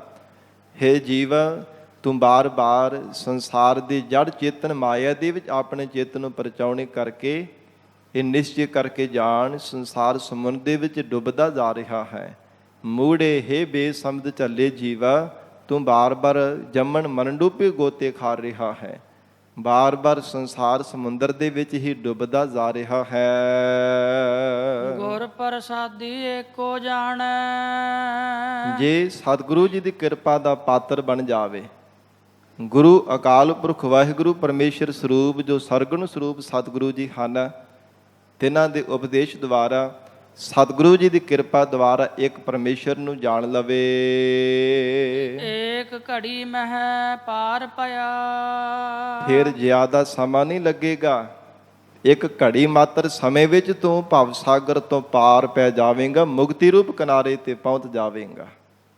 ਕਿਉਂਕਿ ਸਤਿਗੁਰੂ ਜੀ ਦੀ ਕਿਰਪਾ ਕੀ ਹੈ, ਮਹਾਰਾਜ ਸੱਚੇ ਪਾਤਸ਼ਾਹ ਦੀ ਕਿਰਪਾ ਹੈ, ਜ਼ਿੰਦਗੀ ਵਿੱਚ ਨਾਮ ਰੂਪ ਬੇੜੇ ਦੀ ਪ੍ਰਾਪਤੀ ਹੋ ਜਾਣੀ। ਤੇ ਜਿਹੜਾ ਬੇੜੇ ਵਿੱਚ ਚੜ ਜਾਵੇ ਉਹ ਡੁੱਬਦਾ ਨਹੀਂ, ਉਹ ਪਾਰ ਹੋ ਜਾਂਦਾ। ਤੇ ਜਿਹੜਾ ਜੀਵ ਨਾਮ ਰੂਪ ਬੇੜੇ ਵਿੱਚ ਅਸਵਾਰ ਹੋ ਜਾਂਦਾ, ਸਤਿਗੁਰੂ ਜੀ ਐਸੀ ਕਿਰਪਾ ਕਰਦੇ ਫਿਰ ਉਹਨੂੰ ਡੁੱਬਣ ਨਹੀਂ ਦਿੰਦੇ। ਜਿਹੜਾ ਮਹਾਰਾਜ ਜੀ ਦੇ ਉਪਦੇਸ਼ ਦੀ ਕਮਾਈ ਕਰਦਾ ਹੈ, ਸਤਿਗੁਰੂ ਜੀ ਉਹਦੇ ਬੇੜੇ ਨੂੰ ਫਿਰ ਡਾਵਾਂਡੋਲ ਵੀ ਨਹੀਂ ਹੋਣ ਦਿੰਦੇ। ਕਿਉਂਕਿ ਜ਼ਿੰਦਗੀ ਦਾ ਸਮਾਂ ਹੈ, ਸਹਿਜੇ ਸਹਿਜੇ ਲੰਘਦਾ ਹੈ, ਕੋਈ ਸਮਾਂ ਤੇ ਲੰਘਦਾ ਹੀ ਹੈ ਨਾ ਇਹਦੇ ਤੋਂ ਪਾਰ ਹੋਣ ਦੇ ਵਾਸਤੇ। ਸਮੁੰਦਰ ਤੋਂ ਜਿਵੇਂ ਪਾਰ ਹੋਣਾ ਹੋਵੇ ਤੇ ਕੋਈ ਸਮਾਂ ਤੇ ਲੱਗਦਾ, ਜਿਹੜਾ ਵਿਚਲਾ ਸਮਾਂ ਲੰਘਣ ਦਾ ਹੀ ਇਸੇ ਤਰ੍ਹਾਂ ਜਾਣੋ ਕਿ ਜ਼ਿੰਦਗੀ ਹੈ, ਇਹ ਜੀਵਨ ਹੈ। ਤੇ ਕਿੰਨੀਆਂ ਛਲਾਂ ਉੱਠਦੀਆਂ ਨੇ, ਕਿੰਨੀਆਂ ਲਹਿਰਾਂ ਉੱਠਦੀਆਂ ਨੇ, ਕਈ ਵਾਰ ਤੂਫਾਨ ਵੀ ਆ ਜਾਂਦਾ ਤੇ ਵੱਡੇ ਵੱਡੇ ਬੇੜੇ, ਵੱਡੇ ਵੱਡੇ ਜਹਾਜ਼ ਉਹ ਸਾਧ ਸੰਗਤ ਜੀ ਲਹਿਰਾਂ ਦੀਆਂ ਲਪੇਟ ਵਿੱਚ ਆ ਕਰਕੇ ਵਿੱਚੇ ਡੁੱਬ ਜਾਂਦੇ ਆ। ਉਹਨਾਂ ਦਾ ਕੋਈ ਪਤਾ ਨਹੀਂ, ਖਬਰ ਸਾਰੀ ਨਹੀਂ ਕੋਈ ਉਹਨਾਂ ਦੀ ਲੱਗਦੀ, ਕਿੱਥੇ ਮਰ ਮੁੱਕ ਗਏ ਆ। ਇਸ ਪ੍ਰਕਾਰ ਮਹਾਰਾਜ ਕਹਿੰਦੇ ਕਿ ਜਿਹੜਾ ਬੇੜਾ ਸਾਧ ਸੰਗਤ ਜੀ ਜਿਹਨੇ ਨਾਮ ਰੂਪ ਬੇੜੇ ਵਿੱਚ ਅਸਵਾਰ ਹੋ ਜਾਣਾ ਕੀਤਾ ਹੈ, ਸਤਿਗੁਰੂ ਜੀ ਦੀ ਕਿਰਪਾ ਦਾ ਪਾਤਰ ਬਣ ਗਿਆ, ਉਹ ਭਾਵੇਂ ਜਿੰਨੀਆਂ ਮਰਜ਼ੀ ਲੋਭ ਰੂਪੀ ਲਹਿਰਾਂ ਜ਼ਿੰਦਗੀ ਵਿੱਚ ਆਉਣ, ਆਸਾ ਤ੍ਰਿਸ਼ਨਾ ਦੀਆਂ ਤਰੰਗਾਂ ਉੱਠਣ, ਵਿਸ਼ਿਆਂ ਵਿਕਾਰਾਂ ਦੇ ਵੱਡੇ ਵੱਡੇ ਹੜ੍ਹ ਆ ਜਾਣ, ਸਾਧ ਸੰਗਤ ਜੀ ਤੂਫਾਨ ਆ ਜਾਣ, ਪਰ ਫਿਰ ਵੀ ਉਹਨਾਂ ਦਾ ਜੀਵਨ ਦਾ ਬੇੜਾ ਕਦੇ ਡਗਮਗਾਉਂਦਾ ਨਹੀਂ ਹੈ। ਮਹਾਰਾਜ ਐਸੇ ਹਿਰਦੇ ਦੀ ਪਰਪੱਕਤਾ, ਅੰਦਰ ਦੀ ਅਡੋਲਤਾ ਬਖਸ਼ਿਸ਼ ਕਰ ਦਿੰਦੇ ਹੈ। ਨਾ ਕਦੇ ਲੋਭੀ ਬਣਦੇ, ਨਾ ਹੰਕਾਰੀ, ਨਾ ਕਿਸੇ ਵਿਕਾਰਾਂ ਦੇ ਅਧੀਨ ਹੁੰਦੇ ਹਨ। ਸਤਿਗੁਰੂ ਜੀ ਦੁਰਸਤ ਉਹਨਾਂ ਨੂੰ ਸਹੀ ਸਲਾਮਤ ਮੁਕਤੀ ਰੂਪ ਕਿਨਾਰੇ ਤੇ ਪਹੁੰਚਾ ਦਿੰਦੇ ਹੈ। ਇਸ ਕਰਕੇ ਮਹਾਰਾਜ ਹਜੂਰ ਕਹਿੰਦੇ ਨੇ, ਗੁਰ ਪ੍ਰਸਾਦੀ ਏਕੋ ਜਾਣੈ, ਏਕ ਘੜੀ ਮਹਿ ਪਾਰ ਪਿਆ। ਸਤਿਗੁਰੂ ਜੀ ਦੀ ਕਿਰਪਾ ਦੇ ਪਾਤਰ ਬਣਨੇ ਕਰਕੇ ਜੀਵ ਇੱਕ ਘੜੀ ਮਾਤਰ ਥੋੜੇ ਕੁ ਜਿੰਨੇ ਸਮੇਂ ਅੰਦਰ ਹੀ, ਜਿਵੇਂ 12 ਲਗਭਗ 12:30 ਮਿੰਟ ਦੀ ਘੜੀ ਮੰਨੀ ਜਾਂਦੀ ਹੈ, ਮਹਾਰਾਜ ਕਹਿੰਦੇ ਇੰਨੇ ਕੁ ਸਮੇਂ ਵਿੱਚ ਹੀ ਜੀਵ ਸਤਿਗੁਰੂ ਜੀ ਦੀ ਕਿਰਪਾ ਦੇ ਨਾਲ ਪਾਰ ਪੈ ਜਾਂਦਾ ਹੈ, ਜੇ ਗੁਰ ਉਪਦੇਸ਼ ਦੀ ਜੀਵਨ ਵਿੱਚ ਕਮਾਈ ਕਰ ਲੈਂਦਾ ਹੈ। ਵਵੇ ਵਾਰੀ ਆਇਆ ਮੂੜੇ। ਧੰਨ ਗੁਰੂ ਅਮਰਦਾਸ ਸਾਹਿਬ ਮਹਾਰਾਜ ਕਹਿੰਦੇ ਨੇ, ਵਾਵੇ ਅੱਖਰ ਦੁਆਰਾ ਉਪਦੇਸ਼ ਦੇ ਰਹੇ ਨੇ, ਹੇ ਪਾਂਧਾ ਜੀ ਤੇਰੀ ਹੁਣ ਵਾਰੀ ਆ ਗਈ ਹੈ। ਪਰਮਾਤਮਾ ਨੇ ਤੈਨੂੰ ਹੁਣ ਵਾਰੀ ਦਿੱਤੀ ਹੈ, ਤੈਨੂੰ ਸ਼ੁਭ ਅਵਸਰ ਦਿੱਤਾ ਹੈ ਮਾਨਸ ਜੀਵਨ ਦਾ। ਇਹ ਮਨੁੱਖਾ ਜੀਵਨ ਜੋ ਪਰਮਾਤਮਾ ਨੇ ਦਿੱਤਾ ਹੈ, ਇਹ ਤੈਨੂੰ ਵਾਰੀ ਮਿਲੀ ਹੈ ਪਰਮਾਤਮਾ ਦੇ ਨਾਲ ਮਿਲਣੇ ਦੀ। ਮਹਾਰਾਜ ਜੀ ਦੇ ਬਚਨ ਪੜ੍ਹਦੇ ਹਾਂ, ਭਈ ਪ੍ਰਾਪਤ ਮਾਨੁਖ ਦੇ ਹੁਰੀਆ, ਗੋਬਿੰਦ ਮਿਲਣ ਕੀ ਇਹ ਤੇਰੀ ਬਰੀਆ। ਇਹ ਤੇਰੀ ਵਾਰੀ ਹੈ, ਸ਼ੁਭ ਅਵਸਰ ਪਰਮਾਤਮਾ ਨੇ ਤੈਨੂੰ ਦਿੱਤਾ ਹੈ। ਜੇ ਹੁਣ ਨਹੀਂ ਨਾ ਪਰਮਾਤਮਾ ਦਾ ਭਜਨ ਕਰਕੇ ਜੀਵਨ ਦੀ ਸਫਲਤਾ ਬਣਾਈ, ਤੇ ਫਿਰ ਲੰਘਿਆ ਹੋਇਆ ਸਮਾਂ ਤੇਰੇ ਹੱਥ ਨਹੀਂ ਕਦੇ ਵੀ ਆਵੇਗਾ। ਜਿਵੇਂ ਨਦੀ ਦਾ ਪਾਣੀ ਇੱਕ ਵਾਰ ਲੰਘ ਜਾਵੇ ਤੇ ਦੁਬਾਰਾ ਵਾਪਸ ਨਹੀਂ ਆਉਂਦਾ, ਇਸੇ ਤਰ੍ਹਾਂ ਜ਼ਿੰਦਗੀ ਲੰਘੀ ਹੋਈ ਦੁਬਾਰਾ ਮਿਲਣ ਵਾਲੀ ਨਹੀਂ ਹੈ। ਮਹਾਰਾਜ ਸਾਹਿਬ ਜੀ ਦੇ ਬਚਨ ਹਨ, ਆਬ ਨਾ ਭਜਸ ਭਜਸ ਕਬ ਭਾਈ, ਆਵੈ ਅੰਤ ਨਾ ਭਜਿਆ ਜਾਈ। ਜਦੋਂ ਅੰਤ ਸਮਾਂ ਆ ਗਏ ਫਿਰ ਨਹੀਂ ਪਰਮਾਤਮਾ ਦਾ ਭਜਨ ਕੀਤਾ ਜਾਵੇਗਾ, ਫਿਰ ਕੇਵਲ ਤੇਰੇ ਪੱਲੇ ਪਛਤਾਤਾਪ ਹੀ ਰਹੇਗਾ। ਇਸ ਲਈ ਪਰਮਾਤਮਾ ਨੂੰ ਯਾਦ ਕਰਿਆ ਕਰ।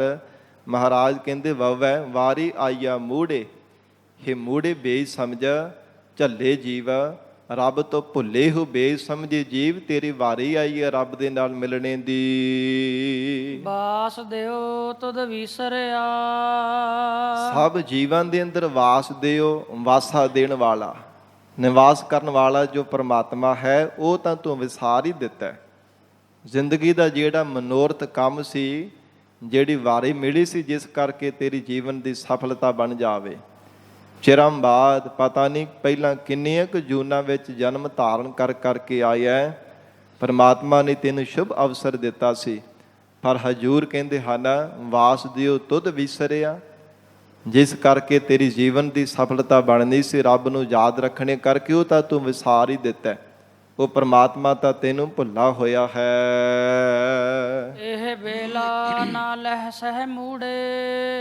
ਇਹ ਬੇਸਮਝ ਚੱਲੇ ਜੀਵਾ, ਇਹ ਜ਼ਿੰਦਗੀ ਦੀ ਸਫਲਤਾ ਦਾ, ਜੀਵਨ ਦਾ ਜਿਹੜਾ ਅਮੋਲਕ ਲਾਹੇ ਦਾ ਸਮਾਂ ਦੁਬਾਰਾ ਨਹੀਂ ਤੈਨੂੰ ਪ੍ਰਾਪਤ ਹੋਣ ਵਾਲਾ। ਨਾ ਲਹਿ ਸਹਿ ਮੂੜੇ, ਇਹ ਵੇਲਾ ਦੁਬਾਰਾ ਨਹੀਂ ਤੂੰ ਲੈ ਸਕੇਂਗਾ ਕਿ ਅੰਤ ਸਮੇਂ ਕਹੇ ਕਿ ਮੈਨੂੰ ਹੁਣ ਮੋਹਲਤ ਦੇ ਦੇਵੋ। ਜਮਾ ਅੱਗੇ ਤਰਲੇ ਵੀ ਕਰੇਗਾ, ਭਵਕਾ ਕਰਕੇ ਬੇਨਤੀ ਐਵੇਂ ਕਰੇਗਾ, ਫਿਰ ਵੀ ਤੈਨੂੰ ਥੋੜਾ ਜਿੰਨਾ ਵੀ ਸਮਾਂ ਉਹਨਾਂ ਨੇ ਨਹੀਂ ਦੇਣਾ। ਗਲ ਵਿੱਚ ਫਾਹਾ ਪਾ ਕਰਕੇ ਤੈਨੂੰ ਲੈ ਜਾਣਗੇ। ਇਸ ਕਰਕੇ ਮਹਾਰਾਜ ਕਹਿੰਦੇ, ਇਹ ਵੇਲਾ ਨਾ ਲਹਿ ਸਹਿ ਮੂੜੇ, ਇਹ ਬੇਸਮਝ ਚੱਲੇ ਜੀਵਾ। ਜ਼ਿੰਦਗੀ ਦੀ ਸਫਲਤਾ ਦਾ, ਇਹ ਜੀਵਨ ਦਾ ਅਮੋਲਕ ਲਾਹਾ ਤੂੰ ਦੁਬਾਰਾ ਨਹੀਂ ਲੈ ਸਕੇਂਗਾ। ਇਸ ਕਰਕੇ ਪਰਮਾਤਮਾ ਨੂੰ ਯਾਦ ਕਰਿਆ ਕਰ। ਫਿਰ ਤੂੰ ਜਮ ਕੇ ਵਸ ਪਿਆ। ਤੇ ਬਾਅਦ ਵਿੱਚ ਤਾਂ ਤੂੰ ਜਮਾਂ ਦੇ ਵਸ ਹੀ ਪੈਣਾ, ਬਾਅਦ ਵਿੱਚ ਜਮਾਂ ਦੇ ਵਸ ਪੈਣਾ ਪਵੇਗਾ, ਕਿਉਂਕਿ ਵਾਸ ਦਿਓ ਤੁਧ ਵਿਸਰਿਆ। ਸਭ ਜੀਵਾਂ ਅੰਦਰ ਨਿਵਾਸ ਕਰਨ ਵਾਲਾ, ਤੈਨੂੰ ਪੈਦਾ ਕਰਨ ਵਾਲਾ, ਤੇਰੇ ਤੇ ਰਹਿਮਤ ਕਰਕੇ ਤੈਨੂੰ ਮਨੁੱਖਾ ਜੀਵਨ ਦੇਣ ਵਾਲਾ ਤੂੰ ਪਰਮਾਤਮਾ ਭੁਲਾ ਦਿੱਤਾ। ਸਾਰੇ ਸੁੱਖ ਦੇਣ ਵਾਲਾ ਪਰਮੇਸ਼ਰ ਤੈਨੂੰ ਵਿਸਰ ਗਿਆ। ਇਸ ਲਈ ਮਹਾਰਾਜ ਸੱਚੇ ਪਾਤਸ਼ਾਹ ਕਹਿੰਦੇ ਹਨ, ਫਿਰ ਤੂੰ ਜੰਮ ਕੇ ਵਸ ਪਿਆ, ਫਿਰ ਤੂੰ ਜਮਾਂ ਦੇ ਵਸ ਹੀ ਪਵੇਂਗਾ।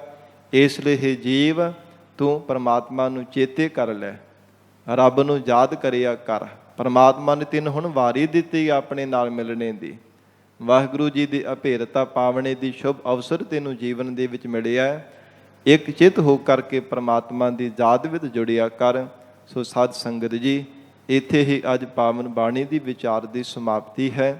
ਰਹਿੰਦੇ ਵਿਚਾਰ ਕੱਲ੍ਹ ਦੇ ਦੀਵਾਨਾਂ ਵਿੱਚ ਕਰਾਂਗੇ। ਸਤਿਗੁਰੂ ਜੀ ਕਿਰਪਾ ਕਰਨ, ਗਰੀਬ ਨਵਾਜ ਮਹਾਰਾਜ ਸੱਚੇ ਪਾਤਸ਼ਾਹ ਪਾਵਨ ਉਪਦੇਸ਼ ਸਾਡੇ ਹਿਰਦਿਆਂ ਵਿੱਚ ਵਸਾ ਦੇਣ। ਗੁਰੂ ਬਚਨਾਂ ਦੀ ਕਮਾਈ ਕਰਕੇ ਜੀਵਨ ਸਫਲਾ ਬਣਾ ਸਕੀਏ। ਗੁਰਬਾਣੀ ਦੀ ਵਿਚਾਰ ਕਰਦਿਆਂ ਤੋਂ ਹੋਈਆਂ ਬੇਅੰਤ ਭੁੱਲਾਂ ਦੀ ਖਿਮਾ।